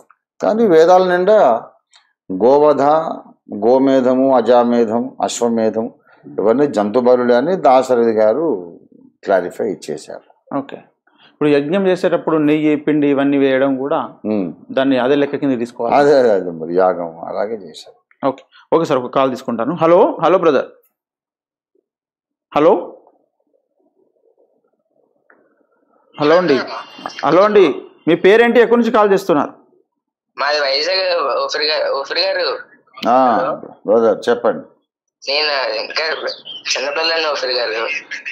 ఎక్కడ? రఘువీల్ పాస్టర్ గారు చర్చ్ పాస్టర్ గారు. రఘువీల్ పాస్టర్ గారు చర్చా. మీ పేరు? ప్రణవ్ ఓఫర్ గారు. ప్రణవ్ ఓఫర్ గారు. ప్రణవ్ చెప్పండి. హలో చెప్పునా, మీ సందేహం ఏంటి? అతిభక్తి అంటే భక్తి అంటే ఏ విధంగా ఉండాలి ఓఫర్ గారు? మరి బైబిల్ అంతా ఉపదేశం అదే కదా చెప్పేది. ఇప్పుడు దైవ భక్తి అనేది, మీరు రఘువీల్ గారి సంఘంలో ఉన్నారు, రఘువీల్ గారు నా శిష్యుడే కదా, మీకు చక్కని ఉపదేశం చేస్తాడు. రెగ్యులర్ గా చర్చికి వెళ్తున్నారా? వెళ్తాను ఓఫర్ గారు. మరి రెగ్యులర్ గా చర్చికి వెళ్ళండి. ప్రభురాత్రి భోజనం తీసుకుంటున్నారా? తీసుకుంటాను ఓఫర్ గారు. బాప్తిస్మం ఎవరిచ్చారు మీకు? బాప్తిస్మం ఎవరిచ్చారు? రఘువీల్ గారు ఇచ్చారు. మరి రఘువీల్ మనకు ఉన్నటువంటి మంచి బోధకుల్లో ఆయన ఒకడు. చక్కగా మిమ్మల్ని పెంచుతారు. కాపరికి అటాచ్డ్గా ఉండండి, నా పుస్తకాలు చదవండి. దేవభక్తి సాధన అంటే ఎలాగా అని అంటే అది పెద్ద సముద్రం అంత అంశం. అది చాలా చోట్ల ఎలాగా అతిభక్తి అంటే నాకు అర్థం అంటే అది ఫుల్ గా ఆగిపోవచ్చు గారు దేవుడి మీద. అది కాదు బాబు, ఇప్పుడు అతి సర్వత్ర వర్జయేత్ అన్నారు ఆర్యులు. అన్ని విషయాల్లో అతి అనేది మనం విసర్జించాలి. ఏదైనా బ్యాలెన్స్డ్గా ఉండాలి. అతి అని ఇప్పుడు ప్రార్థన చెయ్యాలి అనే మాట ఉందిగా బైబిల్లో, విసుకక నిత్యము ప్రార్థన చేయాలి. కనుక నిత్యం ప్రార్థనే చేస్తూ ఉండి భోజనం చేయకుండా, స్నానం చేయకుండా, కాలకృత్యాలకు వెళ్లకుండా, ఉద్యోగాలు చేయకుండా, వ్యాపారాలు చేయకుండా, సువార్త కూడా ప్రకటించకుండా ఎప్పుడు ప్రార్థన ప్రార్థన ప్రార్థన చేస్తే వాడు సంపూర్ణుడు కాగలడా? మరి దేవుణ్ణి సంతోష పెట్టగలడా? చేయాలి కదా. మరి సువార్త ప్రకటన చేయాలి. కనుక 24 గంటల సువార్త చెబుతాను. నేను అసలు మోకరించి ప్రార్థన చేయను, బైబిల్ చదవనంటే దేవుడు సంతోషిస్తాడా? కనుక చేయవలసిన కార్యక్రమాలన్నిటికీ తగిన సమపాళ్లలో ఒకదాన్ని చేసినందుకు ఇంకోటి మానకుండా అన్నిటినీ చేయాలి, సమస్తమును చేయాలి. దాని కొరకు మనం బ్యాలెన్స్డ్గా ఆలోచించి మన సమయాన్ని మనం సరిగా విభజించుకోవాలి. అలాగ చేసి అన్ని పనులు చేయాలి, తగు మాత్రం చేయాలి. ఒకదాన్ని ఓవర్గా చేసేసి, ఇప్పుడు తేనె దొరికింది అనుకోండి, తేనె ఒంటికి మంచిది, అలాగని 2-3 సేర్ల తేనె ఒకేసారి తాగేస్తే వీడు పడుకొని 3 రోజులు మళ్ళీ నిద్ర లేవడు. కనుక ఏదైనా అతి అనేది మంచిది కాదు. ఇప్పుడు మనకు అక్కర్లో ఉన్న వాళ్ళకి సహాయం చేయాలి అని అన్నాడు. కాబట్టి మన ఊళ్ళో తిరిగి ఎవరికన్నా డబ్బులు అవసరం ఉన్నాయని అడిగి అందరికి పంచి పెడతా ఉంటే అంబానీలు, టాటాలు, బిర్లాలు కూడా చిప్ప చేతికి వచ్చేస్తుంది వాళ్ళకి. అవును గురుగారు. ఎంతమందికి దానం చేయగలం మనం? అంటే ఎవరు అడిగితే దానం చేయగలనని మనం అది అంతమందికి వేరే. దానం చేయ- సందర్భాన్ని బట్టి మనము అన్ని కార్యక్రమాలు, అన్ని సత్క్రియలు చేయాలి, కానీ ఒకటి ఎక్కువ చేసేసి మిగతా వాటిని పాడు చేయొద్దు. ఆ మెచ్యూరిటీ, ఆ balanced division of time and management మనకు ఉండాలి. ఓకే గురుగారు. రైట్. God bless you. ఇంకో క్వశ్చన్ గురుగారు. అంటే సాతాను ఆలోచనలు రాకుండా ఏం చేయాలి గురుగారు? ఇంతకుముందు ఒక అమ్మాయి అడిగిన ప్రశ్నకి సమాధానం చెప్పారు. మొట్టమొదట ఎక్కువ బైబిల్ చదవాలి, ధ్యానించాలి, భక్తుల సహవాసంలో ఉండాలి. భక్తుల సహవాసం అంటే ఏంటి గురుగారు? అంటే నీలాగా రక్షణ పొందిన 10 మందితో కలిసి ప్రార్థన చేయండి ఓకే గురుగారు. ప్రతిరోజు. ఎక్కువ బైబిల్ చదవండి, బైబిల్ డిస్కషన్లో ఉండండి, భక్తులు రాసిన గ్రంథాలు చదవండి. అలాంటప్పుడు మన మనసు నిండా వాక్యం నిండిపోయినప్పుడు వేరే తరంపులు రావు, అవకాశం ఉండదు. ఓకే గురుగారు. థాంక్స్ గురుగారు. Thank you. God bless you. Okay okay sir, thank you so much sir. ఇప్పటివరకు అనేక ప్రశ్నలకు సమాధానం దయచేసినందుకు ధన్యవాదాలు sir. Thank you very much for the opportunity. ఇంతవరకు వీక్షించిన మీ అందరికీ వందనాలు. ఈ యొక్క కార్యక్రమం మీకు ఆశీర్వాదకరంగా ఉన్నట్లయితే మీకు తెలిసిన నలుగురికి పరిచయం చేయండి. ఒక కార్యక్రమం కొరకు ప్రార్థించండి. సార్ చేత రచింపబడినటువంటి గ్రంథాలను అమెజాన్లో మీరు పర్చేజ్ చేయొచ్చు. మీరు చదివి దీవించబడాలని కోరుకుంటున్నాం. వచ్చే శుక్రవారం మళ్ళీ క్షీరసాగరం కార్యక్రమంలో కలుసుకుందాం. అంతవరకు సెలవు. అందరికీ నమస్కారం. Praise Lord. Praise thank you sir. Praise Lord. Praise lord.